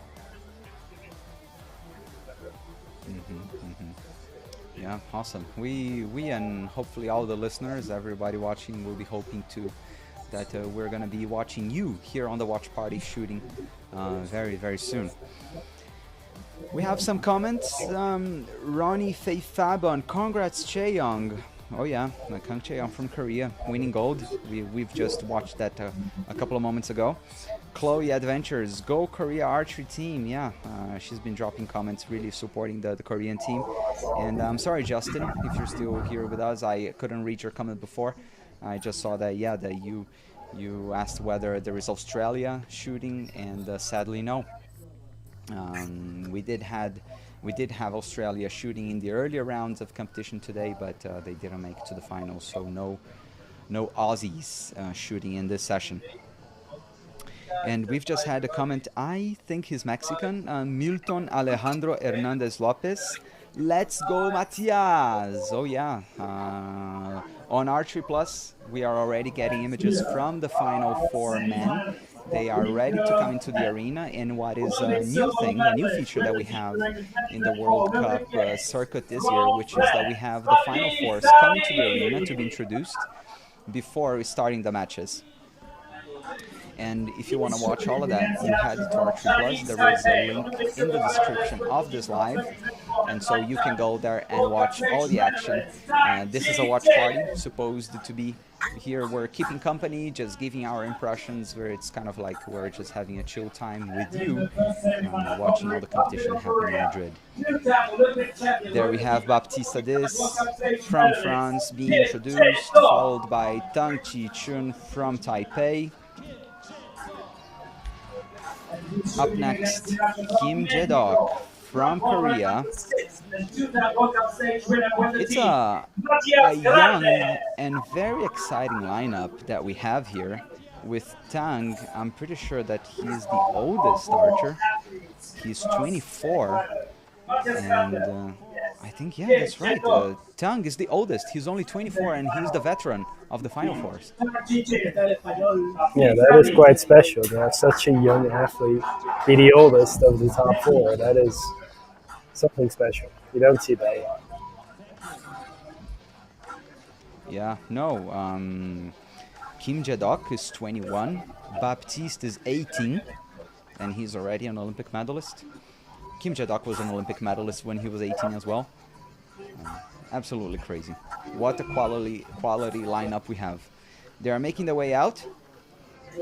So the very first semi-final athletes, Matias Grande from Mexico and Kim Jae-dok from Korea, will now start gearing up. As on Archery Plus, we take a sneak peek into the previous rounds. We had Matias Grande beating none other than seed number 1 Brady Ellison from the United States 6-4. Kim Jae-dok beating Cao Wen-chao from China. And then the graphics just went away and I missed the rest. Oopsie. Yeah. Do you have a favorite? Somebody you're cheering for? Well, it always feels better to lose to the winner. So I guess I'm for Kim Jae-dok right now. Yeah. Yeah. Fair enough. Fair enough. To be honest, and I think were you at any moment leading the match against him? I won the first set. I think then we tied up. Then we tied the set. So then it got to 3-3, I think. And then he led. Okay. We tied again, actually. It was 4-4. And then I lost the set to him 6-4. Yeah. So I did lead. If I remember correctly, it was a 26-24. Yeah. It was quite windy then.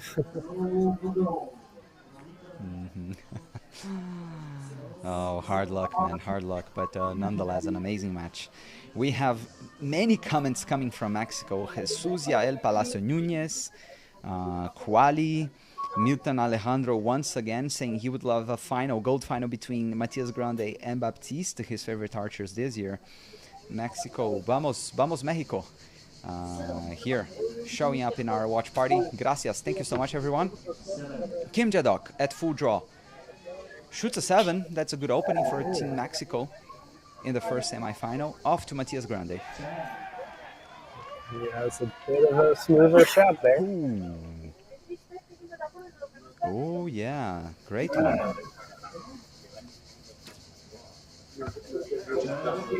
Now, we did talk about this a little bit yesterday, about wearing a cap or a hat just to cover the eyes a little bit, and we see both archers, none of them wearing anything, while I think Matias, we've seen him a lot of times in the past shooting with a cap, and this time with nothing, so a little bit harder with the sun hat on.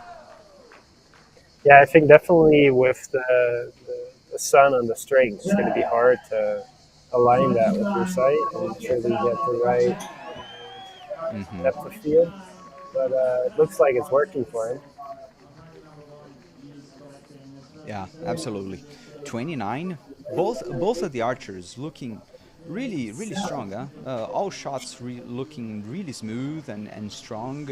So Kim Jadok, I think, yeah, he just got it wrong where he decided to aim in the first arrow, and then he just nailed the 2 10s. And we have Matias putting even some ice here in the back.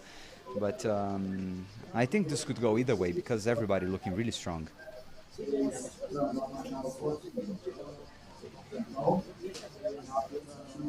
he's definitely trying to cool himself down.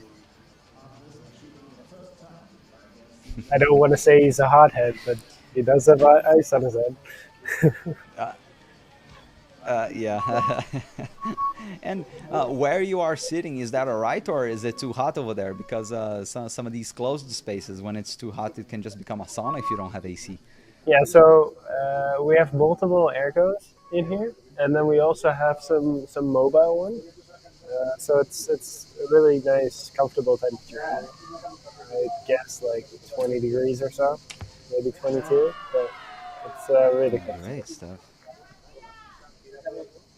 Great stuff. And who's really comfortable as well is Kim Jadok after shooting a 10. Nonetheless, a few side clicks. He does adjust his sight a little bit with Matias Grande, yet with another very strong shot. It's 10-10. Off to the Korean, Kim Jadok.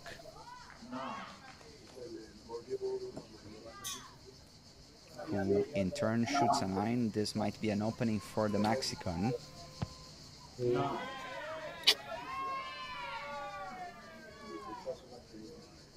All square. Only one arrow to determine who takes points or whether they split them in the second set. Bit of language on that bow. Sorry, well, what'd you say? A bit of a throwing on that shot from Kim Jadok, which ends up in the 9, so I guess he didn't do enough. Yeah. And 29 for the second time for Matias Grande, who now puts himself 4-0 up. Man, against the Korean, you definitely want to take any opportunity you want, right? Because Kim Jadok, he could just come shooting 30s straight. So Matias Grande definitely grabbing the opportunities while he can, huh? Yeah, I think that against any top archer, you have to be really on point. The Koreans especially, if you don't take your chances when they give you a chance, then you could shake it. They're not going to give you any gifts. Yeah, absolutely. Been asked here in Spanish, ¿Quién va ganando? Who's winning? It is Matias Grande está ganando 4-0 contra Kim Jadok from Korea. So we do have the Mexican 4-0 up. It is a very strong performance by the Mexican. We've just had the 2 beeps signaling the begin of the third set. It'll be Kim Jadok shooting first. He's at full draw.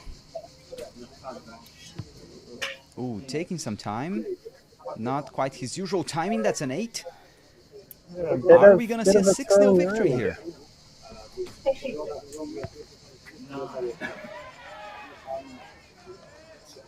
Okay, enough He will is do not it. capitalizing 1 fully point on ahead. that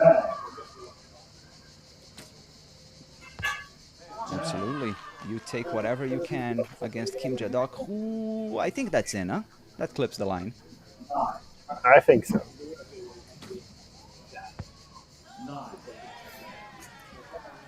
Matias Grande with another 9, so we should have 18 All about points. the last arrow. 1 arrow to decide. It'll be all about the last arrow, indeed. So we're gonna see a Kim fifth Jae-dok set with the 10. or fourth set So for sure. yes, absolutely. We are going to have a 4th set nonetheless. With the 10, Matias Grande will be in a comfortable position, being 5-1 up. And it's a 9, 27. Matias hasn't missed the yellow so far yet in this match, as it's good that his ice bag that he's putting on his neck, that matches with his uniform, huh? I hadn't noticed that yet, but I guess so. That's a bit of team gear you definitely need at such a high competition. Yeah. Okay.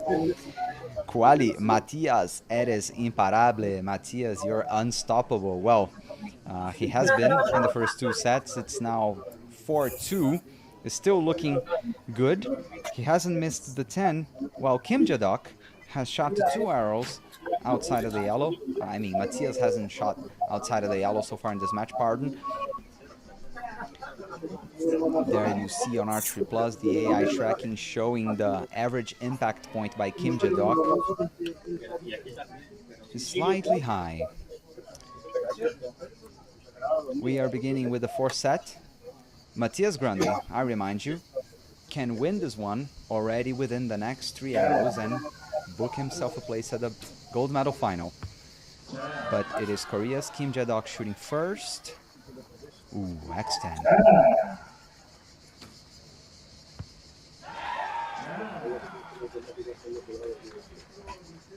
X10 from Matias Grande, once again matching each other. The Mexican is on fire.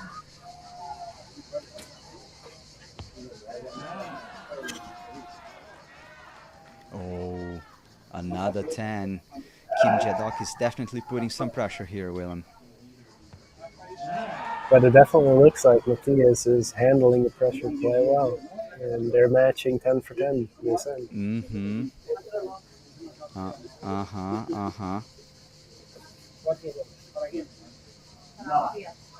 Oh, a bit of a... Last arrow in this set from Kim Jae-dok. Oh yeah. Did you see that? He punch? hesitated a little bit. Great job to put it in the 9. Yeah. Oh, Match arrow from Matias Grande. Also, it doesn't capitalize on that. That was a Chickens 9. that he got to win.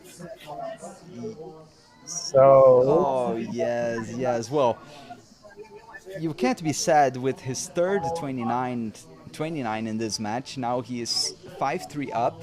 For sure, at least he's going to get an opportunity at a shoot-off. All he needs is to match Kim Jae-dok in the 5th and final set, and he will be through to his 2nd gold medal match of the season. Wow, we are being treated to a very high level match. This has been really entertaining. Yeah, it's really going back and forth. And it's really cool to see how one arrow can change the whole game. Oh, yes. José García, pésimo servicio. Perdón, José, pero feliz que estás acá con nosotros. Quede acá con nosotros. Estamos haciendo el mejor para pasar para vosotros un poco de la experiencia. Si quieres mirar la competencia, venga acá, Archery Plus, y puedes mirar Matias Grande. We are starting set number 5. Kim Jae-dok, as in all sets, is shooting first. Oh, just a couple of millimeters away from the 10. He needs 10s to stay alive. Generally, starting out is not a good sign in archery. only in the first set, right? Yeah, that's right. Good point. Oh, I think that one's in, huh? That's a 10, Yeah, it but looks like it's on the line. this reaction might be coming too late. Well, we're all tied up again All after square. 2 errors. All square. Matthias will have to match. Yeah, Matthias will have to match whatever Kim Jae-dok does. And Kim put Jae-dok some needs to pressure. shoot a 10 to put some pressure. And he does it. Off to Matthias. Matthias will need a 10 to win. Anything less than that will be a shoot-off.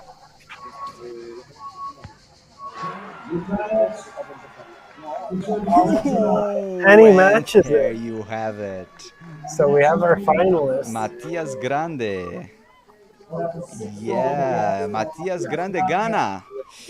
That was Speaking some a little tough Spanish shooting. because we've been having quite a big Mexican audience here, I believe. So, Matías Grande gana y avanza a la final del oro. That was amazing shooting, man. 429s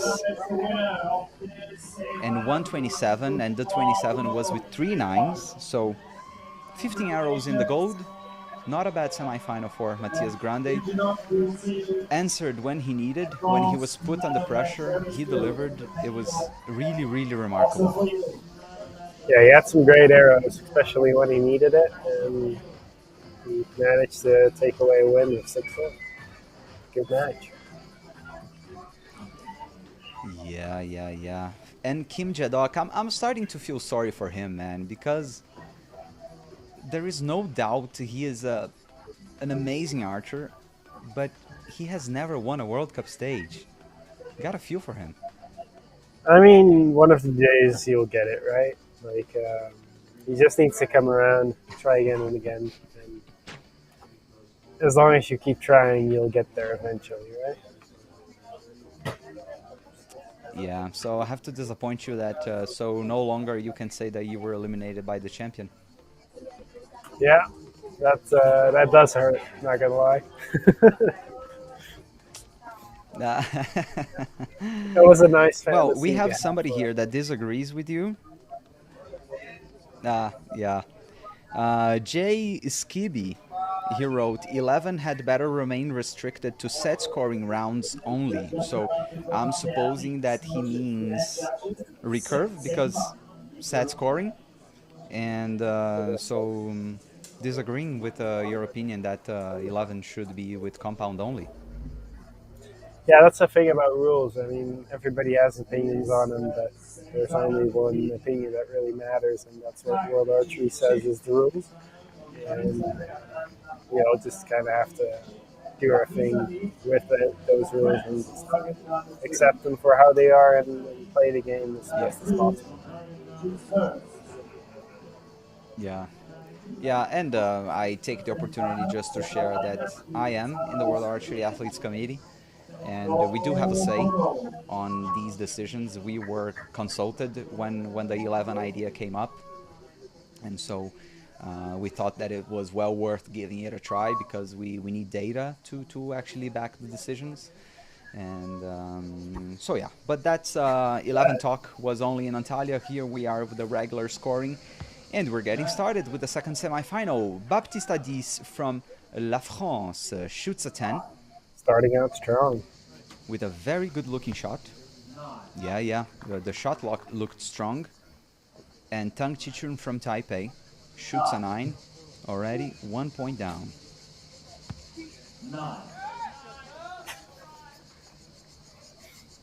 Whoa, with Baptiste missing the 10 by just a couple of millimeters over there. Oh, Tang is so close to the 10, but missing it just.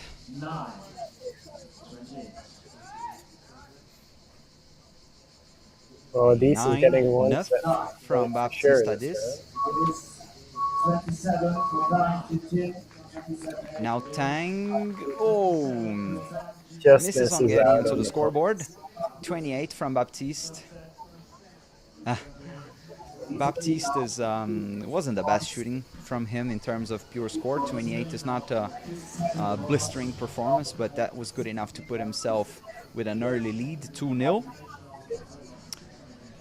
And I'm getting a reply from Jay Skibby saying, yes, Recurve. So, yeah, he thinks that if I got it wrong, that 11 should be only for Recurve and compound with a regular 10. That I find surprising. I would personally think that we should have 11 at least on both of them. But just let me show you guys. Once again, this is a watch party, and you can watch all the action on Archery Plus. I can just give you a sneak peek into all the amazing work happening behind the scenes to bring all the corners of the world, the action happening in Archery Plus. Here's the master control room at the Archery Plus headquarters at the Lausanne, in the World Arch Excellence Center in Lausanne, Switzerland. And we are getting back to competition. Begin of second set. Should I show some behind the scenes here locally as well? I don't know if that's going to be. Why not? Why not? Show us. Why you're on a laptop? Yeah, I can show it around a little bit. Let's see. Let's see if we can. Yeah, show a little bring bit it on. of, Bring it on. Of how oh it's yeah, going. that's okay. So I guess the director of shooting is over there as well. Oh, and yeah, that's Exactly. a nice vantage point of the shooting line. That's really cool. Yeah, they put me in a really good spot. So With I'm Baptiste. definitely happy with that. Yeah, VIP, man. I'll thank the team over there that accommodated you. That would be great.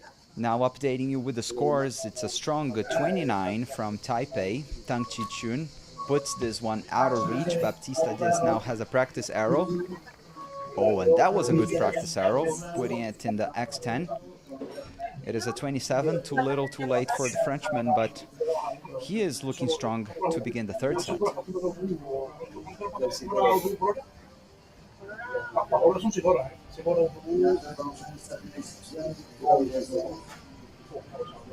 Yeah, it's definitely good to have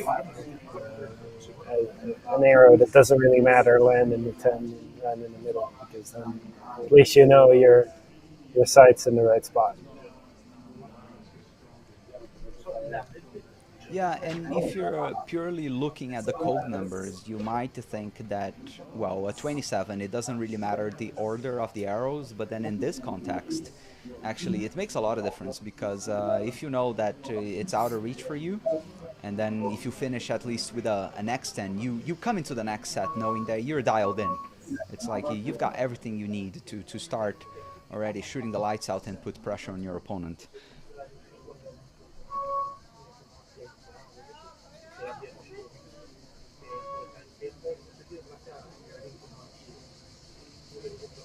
Begin of third set, 2-2. This can really go either way. Baptista is at full draw. And there he is, right where he left. With a 10.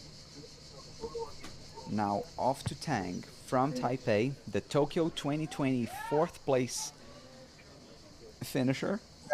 This time Tang low starts 8, out with an 8. just shy of the line with a 9. Yeah. That hurts. And Baptiste spot on another 10.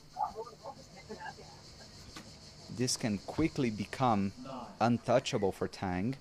It looks like Adis Who has shoots it in the another- bag. who shoots a It's 9. next arrow. 10-10-10, perfect score. Yeah, I think he's got it in the bag. 10-10-10, perfect score. Oh, And he definitely does with How about that that? arrow. he definitely does it. 10-10-10, that's 30 for the very young Frenchman. Target number 2. With Tang managing only a 26.899 for the young Taipei archer, who is the veteran in our Final Fours.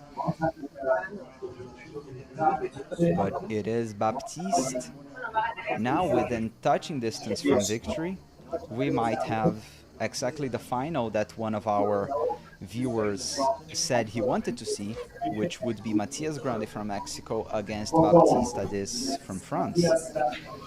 And it's interesting that the debate with the 11 kept on here on the chat.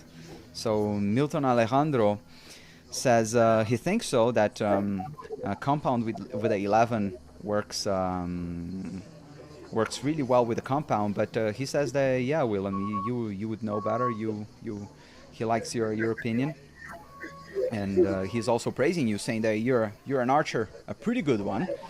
And the J Skibi, now I understand his point, was that he thinks that we should have 11 for the matches, but the qualification round should remain with the same to keep the records. And I think that's a very good point, because the world record, we've had only a couple of times people shooting 700. I think there is still some room for people to improve, and I would find it a big shame if we lost all those world records. Action is underway in the fourth set. Yeah. Baptiste with another X10. Amazing stuff from him. Tang manages to find the 10 for the first time in 6 arrows. Let's see whether Baptiste will be able to keep the good form to stay ahead. It's a long hold. Man, and he does it. And lands in the middle. We are looking set. Yeah, we're looking set for a cracker of a gold medal final. Oh, and Tang just misses the 10 once again. It's a 28. No, a 9 for victory for Baptiste. Baptiste does it. So that means that we have our second finalist. Exactly. We do have the lineup ready then. And we're also going to see Tang Chichun from Taipei facing... Sorry, Willem, go ahead. And we're also going to see who bounces back from a loss in best, either Tan Chin Chun or Kim Ji-duk. I'm really curious to see who's going to bounce back from a loss. And this is a question I ask all the guests here in the watch along, which is, what do you prefer? Having lost in the first semi-final and then sitting for 15-ish minutes over there, and then cooling down and maybe thinking things through before the bronze medal match, or you prefer to be in Tang's shoes and walk into the arena right after losing once again? I mean, it's definitely a bit of a different mindset to each. I mean, with one, you know that your side's still good, but with the other, you might have had a little bit of time to settle down and go over the game plan once again to see if you're doing it right and maybe make a little change, either mentally or how you're shooting yours. Mm-hmm. Yeah, but I also I mentioned this yesterday as well. I think there is another factor. I think temperature is nearing now 29 degrees Celsius in Madrid, 85 Fahrenheit, and so Tang, he was for about 15 minutes under the sun there shooting the semi-final, and he's about to go straight into the bronze medal match. It can be a lot of time with barely any shade, barely any time to cool down, while Kim Ji-duk, that we see already there in the frame, he did have some time to cool down a little bit, and I wonder whether this can make a difference as we see spectators in the stands with whatever piece of paper they can get to blow some wind on them, because it's very high temperatures over there in Madrid.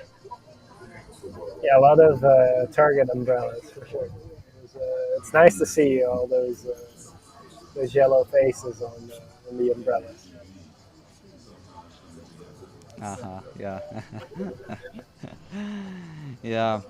Now we have an interesting question here. Yeah, Alex Morales asking, like, anyone knows why they're not broadcasting this in Claro Sports? And that's a good question. I wish I could look this up to tell you, but because it's a recurring theme here in the watch party, especially why we're not broadcasting the whole competition. Of course, I know it's disappointing not to be able to watch all the action, for that, once again, I tell you, go to Archery Plus and you can watch everything that me and Willem, we are watching, and we're here to keep you company and provide some insights and hopefully just give you a good time watching archery. But the reason why we have a paywall is because we've been able to sell the image rights of archery to more and more takers around the world. And so this is actually a good thing for archery. And in many Latin American countries, Claro has the broadcasting rights, and so yeah, maybe they just have in an alternative channel that they're broadcasting this, because for sure everyone in Mexico and Latin America will want to see Matias Grande in what might be his maiden World Cup stage win. And in fact, it's going to be we're going to have a new stage winner for sure, because Baptiste and Matias Grande, none of them have ever won a World Cup stage. So we are going to see a new champion for the first time today. However, just before that, we have the bronze medal final. Athletes are on the shooting line already. Tang Chi-chun against Kim Jae-dok from Korea. In my humble opinion, I think Kim Jae-dok is looking better for this one. What do you think, Willem? I don't know. I think both archers have shot good arrows. But like you said, maybe being in the sun for a really long time has taken its toll on Tang. But we will see what happens in the match. I truly think it can go both ways. Yeah, and it's crazy that in the last set of the semifinal, Tang was still adjusting his sight. He's just shot his first arrow in the bronze medal match. He's still adjusting his sight. And so really, he's been struggling because he's been in the arena for quite some time already and is still not confident with his aiming point. Yeah, I mean, it could be that he is changing his side depending on the wind. It is changing a little bit. We saw earlier that it was coming from the left mostly, and now it's coming from the right or even the front a little bit. So that could move your sight a little bit. So it could be that he's just aiming in the middle and then changing his sight based on the wind. I can't see in his mind. Yeah, could be. Yeah.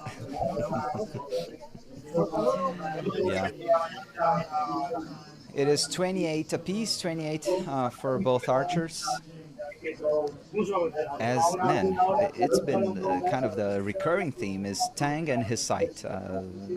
All the time, I have a feeling I'm seeing the kind of a replay, because every time I look at the screen, he is giving his sight some clicks. It's crazy how he's battling it.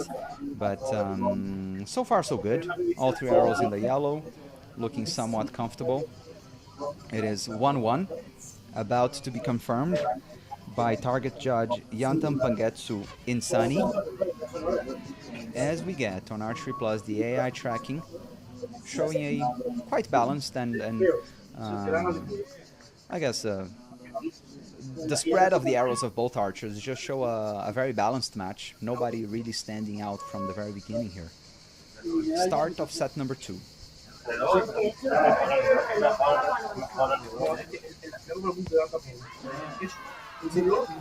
That's looking like center from Kim Jae-dok.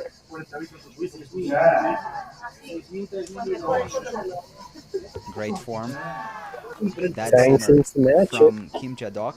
Matched. Yeah. Duly matched by Tang. 10 for both archers.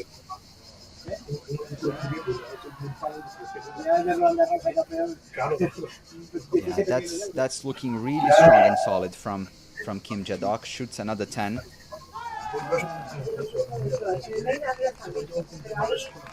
Wow. 10 for 10. Tang from Taipei found his form. Yeah. One arrow will make all the difference here in the second set. Oh, man, and look at the size of that group. That is truly amazing shooting. And we tie another one. Whoa. That is truly amazing. Both of them shooting the lights out. Yeah, in the second set. 30-30. They started tying with 28 each of them, and now they split the set points. Once again, it is 30-30, very tight groups. Both of them really dialed in just the pressure from one side to the other. Top Yeah, level shooting. it's going back and forth for sure, but so far we have a tied match, and it makes it all the more exciting. Yeah. This is going to be, for both of these archers, the first individual medal of the season in the Archery World Cup, in the Hyundai Archery World Cup. And none of them giving the other any chance on that medal. I guess this is going to mean a lot to any of them.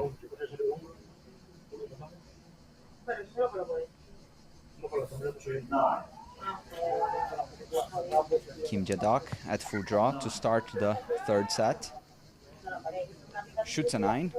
Might give Tang a little breather. Let's see whether the Type A archer will capitalize on this. Ooh, what do you think? In or out?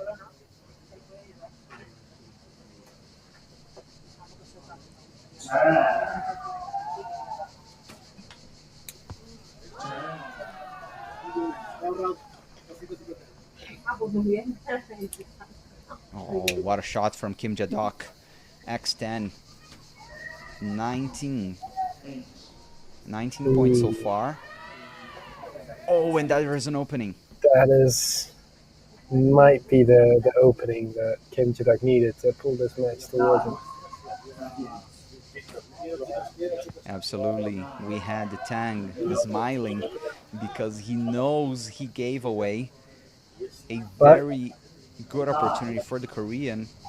But he does retain a chance to take it back. And Nah, no. it was close. It was very close. Yeah. I just missed Very, out very on the point close. there. And once again, just missed out indeed. And once again, we saw Tang adjusting his sight once more. He is really not settling in terms of where he is aiming or just feeling comfortable with his aiming. While Kim Jae-dok seems to be a little bit more settled in that regard. And this might have been the arrow of the match, really, because I don't know about you, Willem, but when I was shooting, and even a match against you in one of the I think the only time that we shot against each other in a competition, sometimes we look back and we can pinpoint a single arrow that made all the difference, and maybe the 8 in the second arrow here in this set will be the arrow that Tang will be looking back on when the match is over. Yeah, it definitely comes back to the small moments that decide a match. But we'll see if he can pull it back and regain the match. And otherwise, I think he's going to regret that one, letting that one go. Absolutely. Now's the time to make a very solid reaction, because Kim Jae-dok might walk out of the shooting line already with a bronze medal, but Tang puts pressure. It's an X10. That's exactly the thing he needs to do right now. Shooting good arrows that land in the middle. Absolutely. So far, so good. It has worked. His 1 point up provisionally on Kim Jae-dok in this set.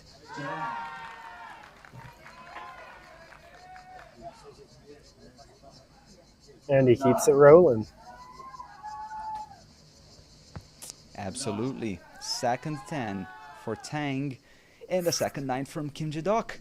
A 9 will put this out of reach. It'll be a 4-4 if Tang... Oh, Yeah.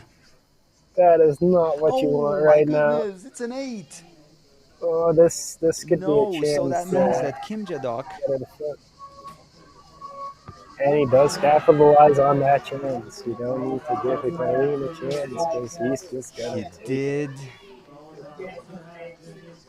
Yes, absolutely. As we mentioned before in the semifinal, up against these high-level archers, but especially the Koreans, you can't be giving them too many chances. And Tang, who has shot 2 8s in this match, those are too many chances he's giving to the Korean.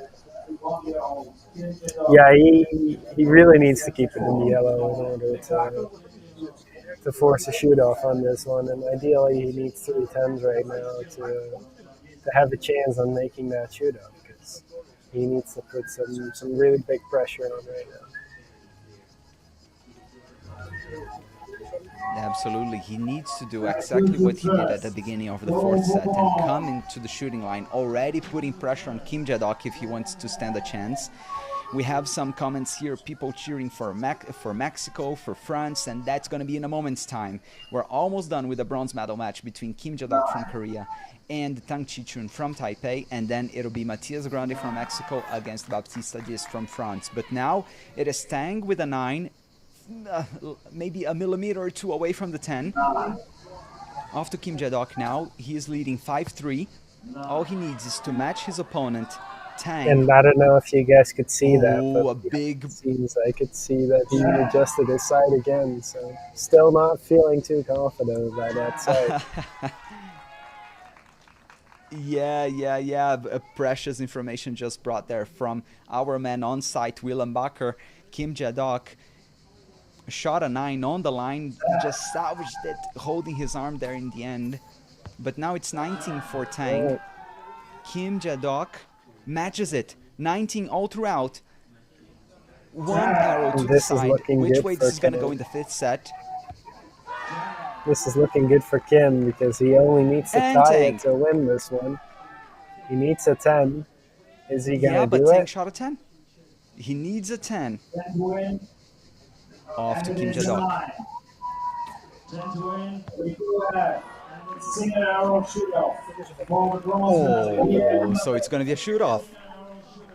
Absolutely. This is going to be a really exciting one because it's so back and forth, this match. We're going to see if Tang finally got his side mark and put it in the middle or not. And we'll see how it goes. Now, really, Kim Jae-dok was he did have the display of consistency here in this match because he had 130 and then all other sets were 28s. While Tang, he was really so much more up and down. He did have a 30, but he also had a 26. Just really, he seems to be trying to control a shot that is apparently much more unstable, but somehow he managed to put himself into the shoot-off, and this has been a thriller match. We really can't see which way this is going to go. No, we truly have no idea on which side is going to flip, but we do know that there's going to be a decision soon, so we're going to all see it in the next 2 hours. Yeah, we are 1 arrow away from knowing who will take the bronze. If you thought that you were going to watch and follow France Baptiste Diaz against Mexico's Matias Grande, Tang Chi-chun and Kim Jae-dok just decided to postpone that by a little bit because we're going to have a shoot-off. They seem to be both ready, both on the shooting line. Only 1 arrow to decide who takes bronze. It'll be Kim Jae-dok shooting first. And he gets off a good arrow. At full draw. Very good arrow indeed. It's a 10. There is margin for improvement. It is just a couple of millimeters away from the line. And it is the shoot-off decision and the winner of the bronze medal. But that was good enough from Kim Jae-dok. 10 to 9 in the shoot-off. That's a good shoot-off. Yeah. Look how happy that was a close one once again. Yeah. He's super happy. Look at that. Like he's gonna, the young 21-year-old from Korea. Yeah. Well, I wish you could go to that party, but as far as I know, straight after the watch party, you're going to the airport to head home. Absolutely, yeah. It's gonna look like we need to go soon to the airport. Our flight leaves at 8:30, I believe. So I'm definitely watching the clock to see when I have to leave. Yes, well, we have only one match to go and then we can let you go, but already we want to thank you so much, me and all the viewers, I believe. Thank you for joining us because it's been great stuff having you over there in the venue, you with all your experience. And now you can say that you lost to the guy that won bronze. It's not too Exactly. bad. Yeah, thanks for having me. It's really nice to see archery from a different perspective and to give more people a little bit of information of the behind the scenes. Yeah, we have a question here. Kevin Tholong, instead of showing live video of players, why these two are talking? Well, this is a watch party. This is a watch along. If you want to watch the competition, it is right here on Archery Plus. We have on the live, the description of the live, you have a link that will take you directly to Archery Plus where you can watch all the action going on. And we're here, as the name of this live suggests, we're here to watch along with you, keep you company, provide some insights. We are having the amazing opportunity to have Willem there in the venue, telling us about what the conditions are like, what the week was like in the phases that led up to the finals here in on the very last day of competition in Madrid. So we are here simply to keep you company, and if you want to watch the competition like me and Willem are watching, you just head to Archery Plus and you can watch everything over there, Kevin. In the call room, it shows Matias Grande and Baptista Dis ready to come to the stage, and they're having a little chat. That's a cool little moment of camaraderie between the two young stars. Both of them just chilling a little bit in the shade before heading under the scorching sun to begin the grand final. And I remind you that either of them, it doesn't matter who wins, we are gonna have ourselves a brand new World Cup stage winner.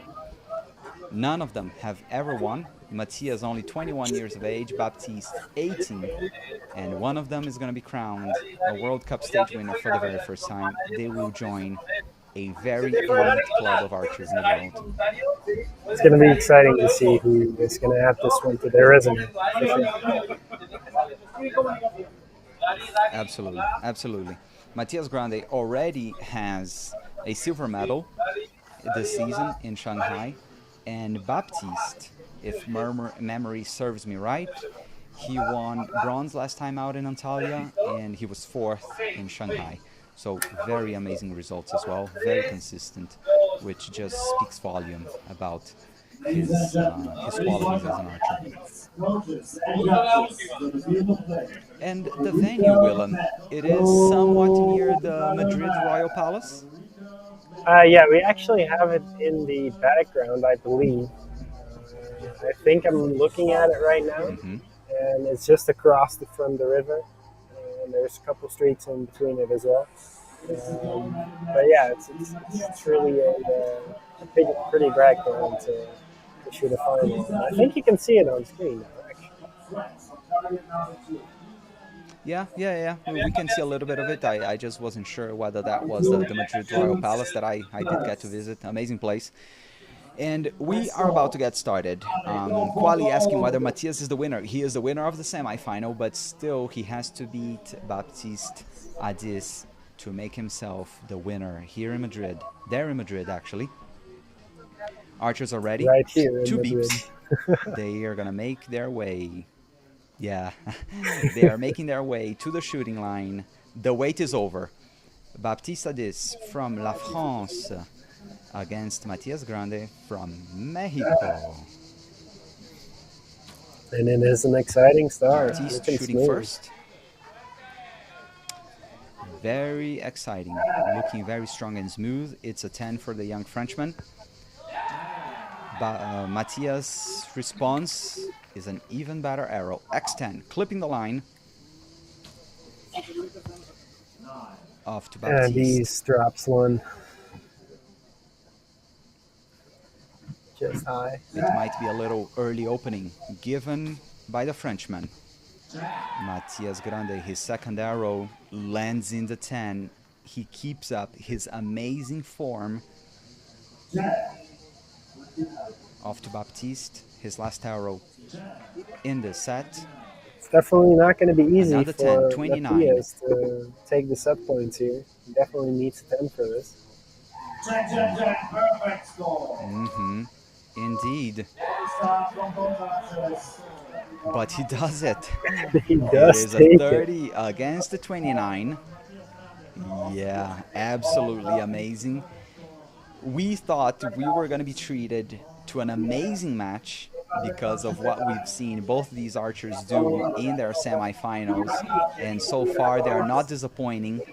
How do you feel the atmosphere over there? Do you feel that one of the teams has more support or is louder than the other, or you feel it's the same? It's very hard to hear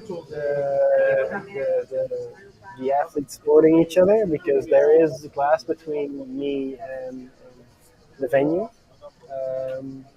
But I do know that the Mexicans are always quite loud, and I'm sure that they're supporting quite well.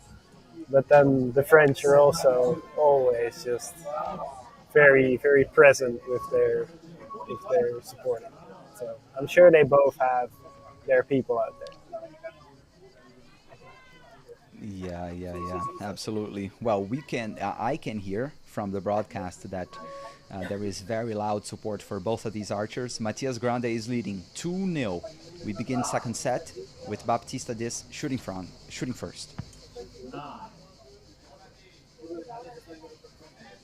A 9. Good in terms of high and low, just a little bit to the right. At 3 o'clock. Looks back at the coach to understand a little better what's going on. And Matias Grande, 10, a 10 for the Mexican, who has shot nothing but 10s in this gold medal match. Now these leaves a level opening. Baptiste, once again to the right. Leave some points out there. Yes.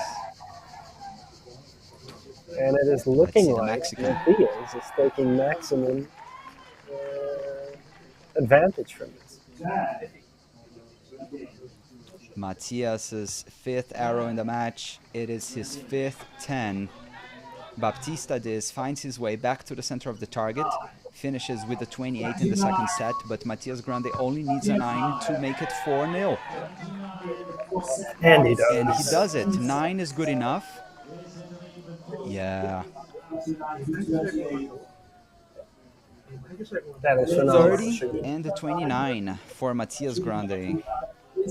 Very impressive shooting by the Mexican. So now 4-0 up. What do you think the mindset or the strategy's got to be for Baptiste to try and turn this around?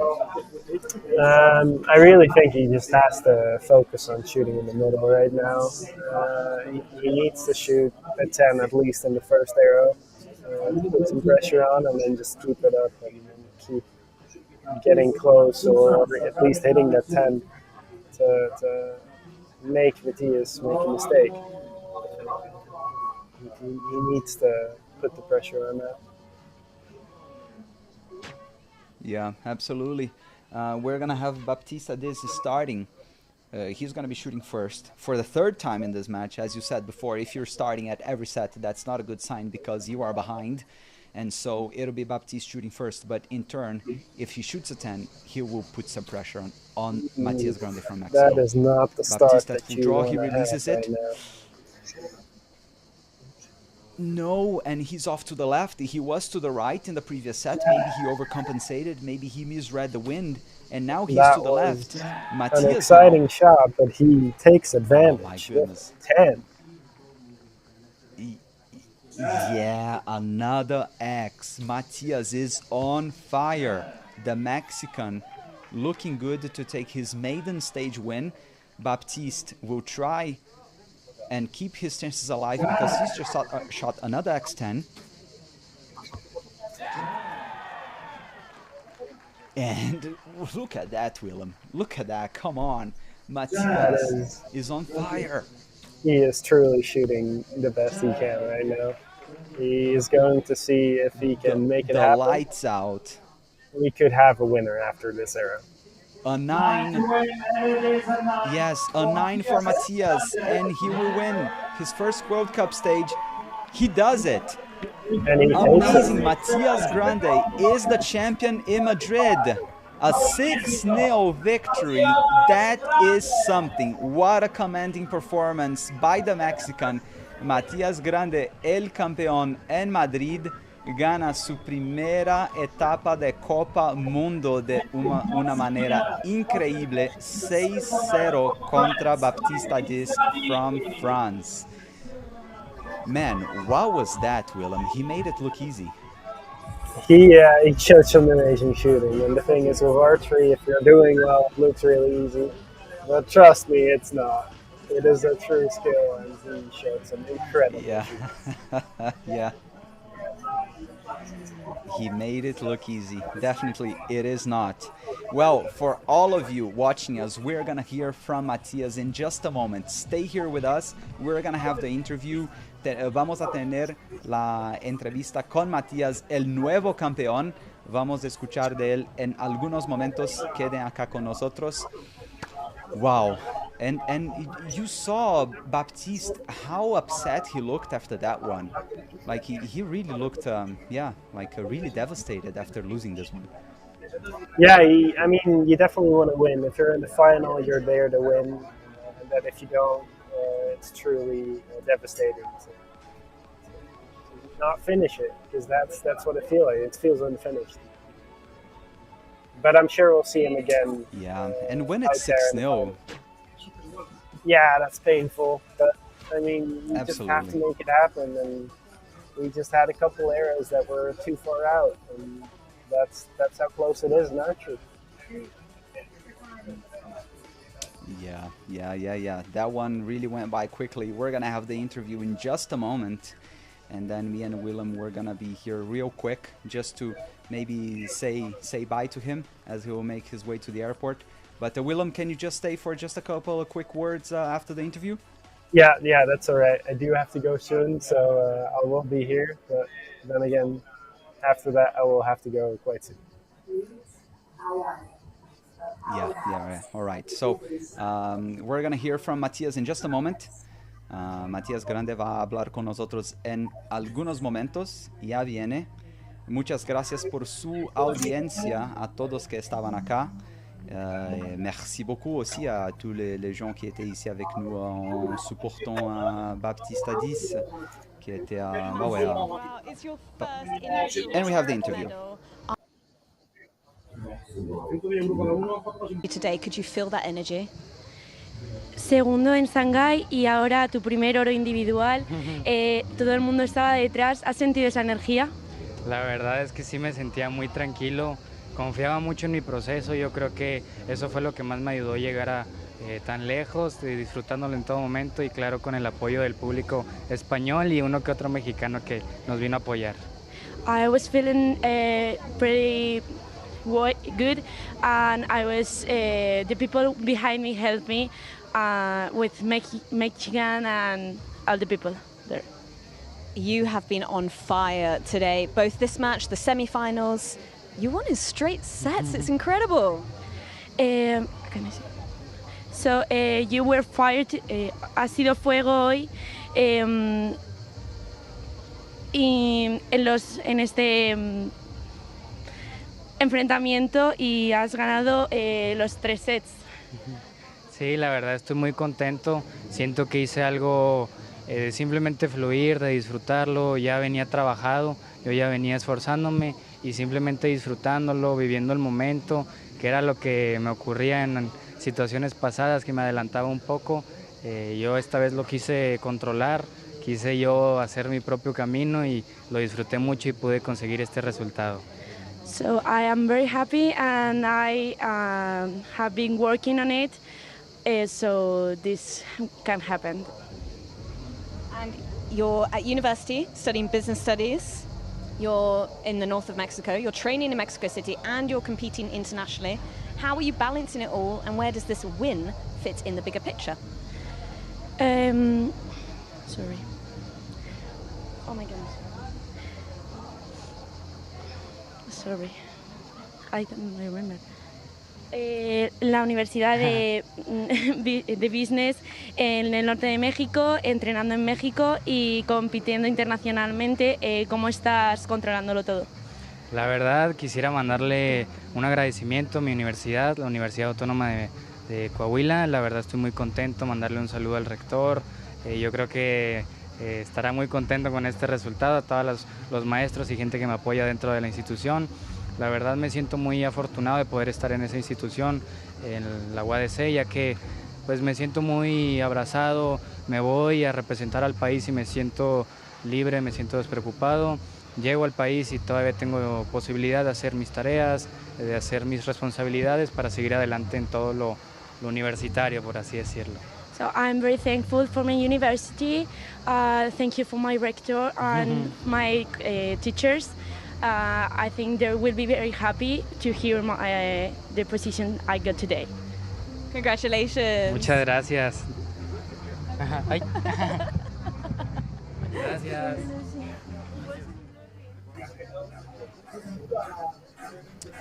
And there you have it. Words from our brand new champion.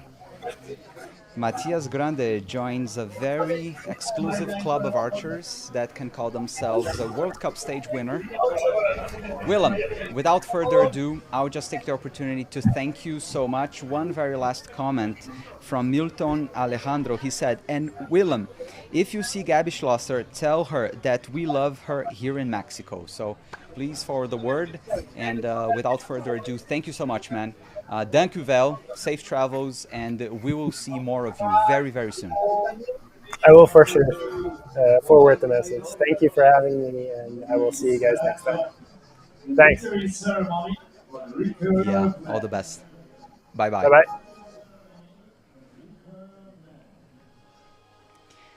Great then. So now you guys are only here with me. We're gonna watch the podium ceremony. Let me bring that to you.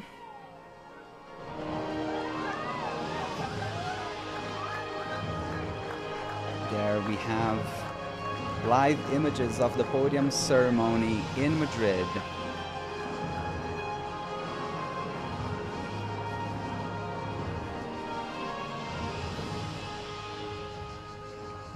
Medals will be presented by World Archery Secretary General Tom Diemen. Gifts will be presented by Spanish Archery Federation President Vicente Martinez. Arbona watch will be presented by Arbona Spain distributor Javier Guilera.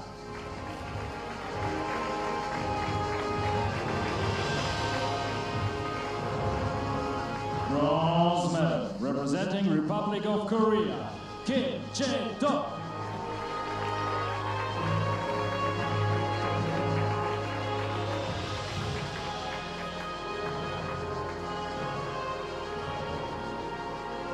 Kim Jae-duk, only 21 years of age, already a multi-Olympic medalist, wins bronze.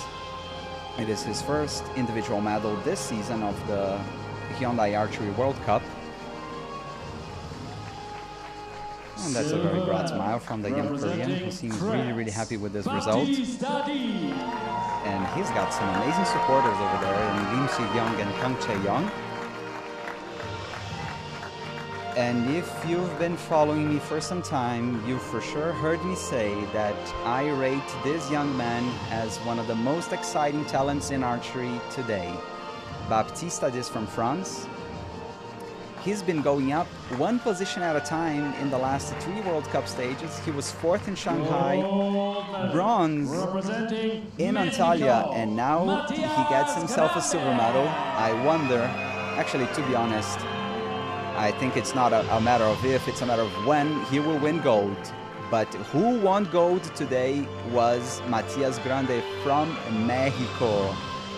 Matias Grande, el nuevo campeón de la Copa Mundo de Tiro con Arco.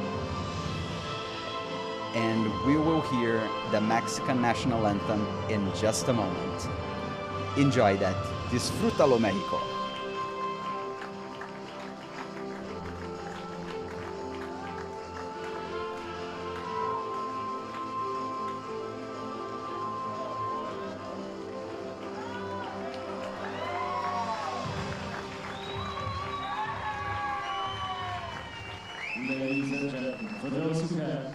stand for the national anthem of Mexico.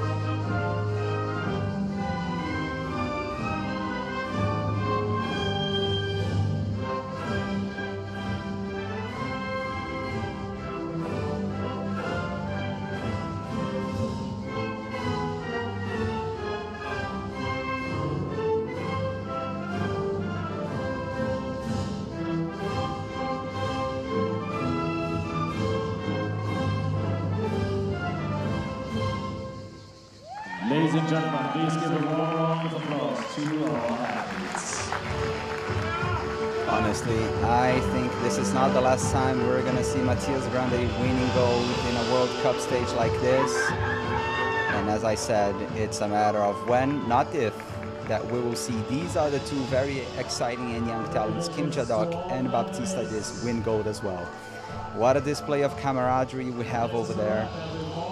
And I think we are seeing the future, actually, not the future, already the present of archery. Back here then on the studio. Thank you so much, everyone, for joining me and Willem for this watch party. The Hyundai Archery World Cup regular season is in the books then in 2025. We're done with the 4 regular stages, and the next time the World Cup stage convenes, it'll be already for the grand final in Nanjing, China. And for sure, we're gonna have Baptiste Adiz with the regular points from the season. He will be featuring there. We're gonna have Matias Grande as well because he qualifies directly as a stage winner. And in terms of watch party, I'll see you guys in 2 months' time when we are here and we're preparing a lot of special content for the World Archery Championships that will take place in Gwangju, Korea. One of our sport's most important events will be held in the land of archery in South Korea. And oh boy, you bet that they will want to have a very strong showing, perhaps stronger than they had in Madrid. I want to thank you so much for your audience. Gracias por toda la gente que estaba acá con nosotros. Fue increíble. Felicitaciones a Matías, a México. Thanks everyone for joining us. It's been really, really cool. Thanks for the comments, the interaction, and Willem for joining us. I guess that's it from me for the moment. I'll see you very soon. And wherever you are, I hope you have a good end to your day. Good arrows, and I'll see you very soon. This was the Watch Party on World Archery's YouTube channel. I'm Bernardo Oliveira, Brazilian Olympic archer, and I'll see you very soon.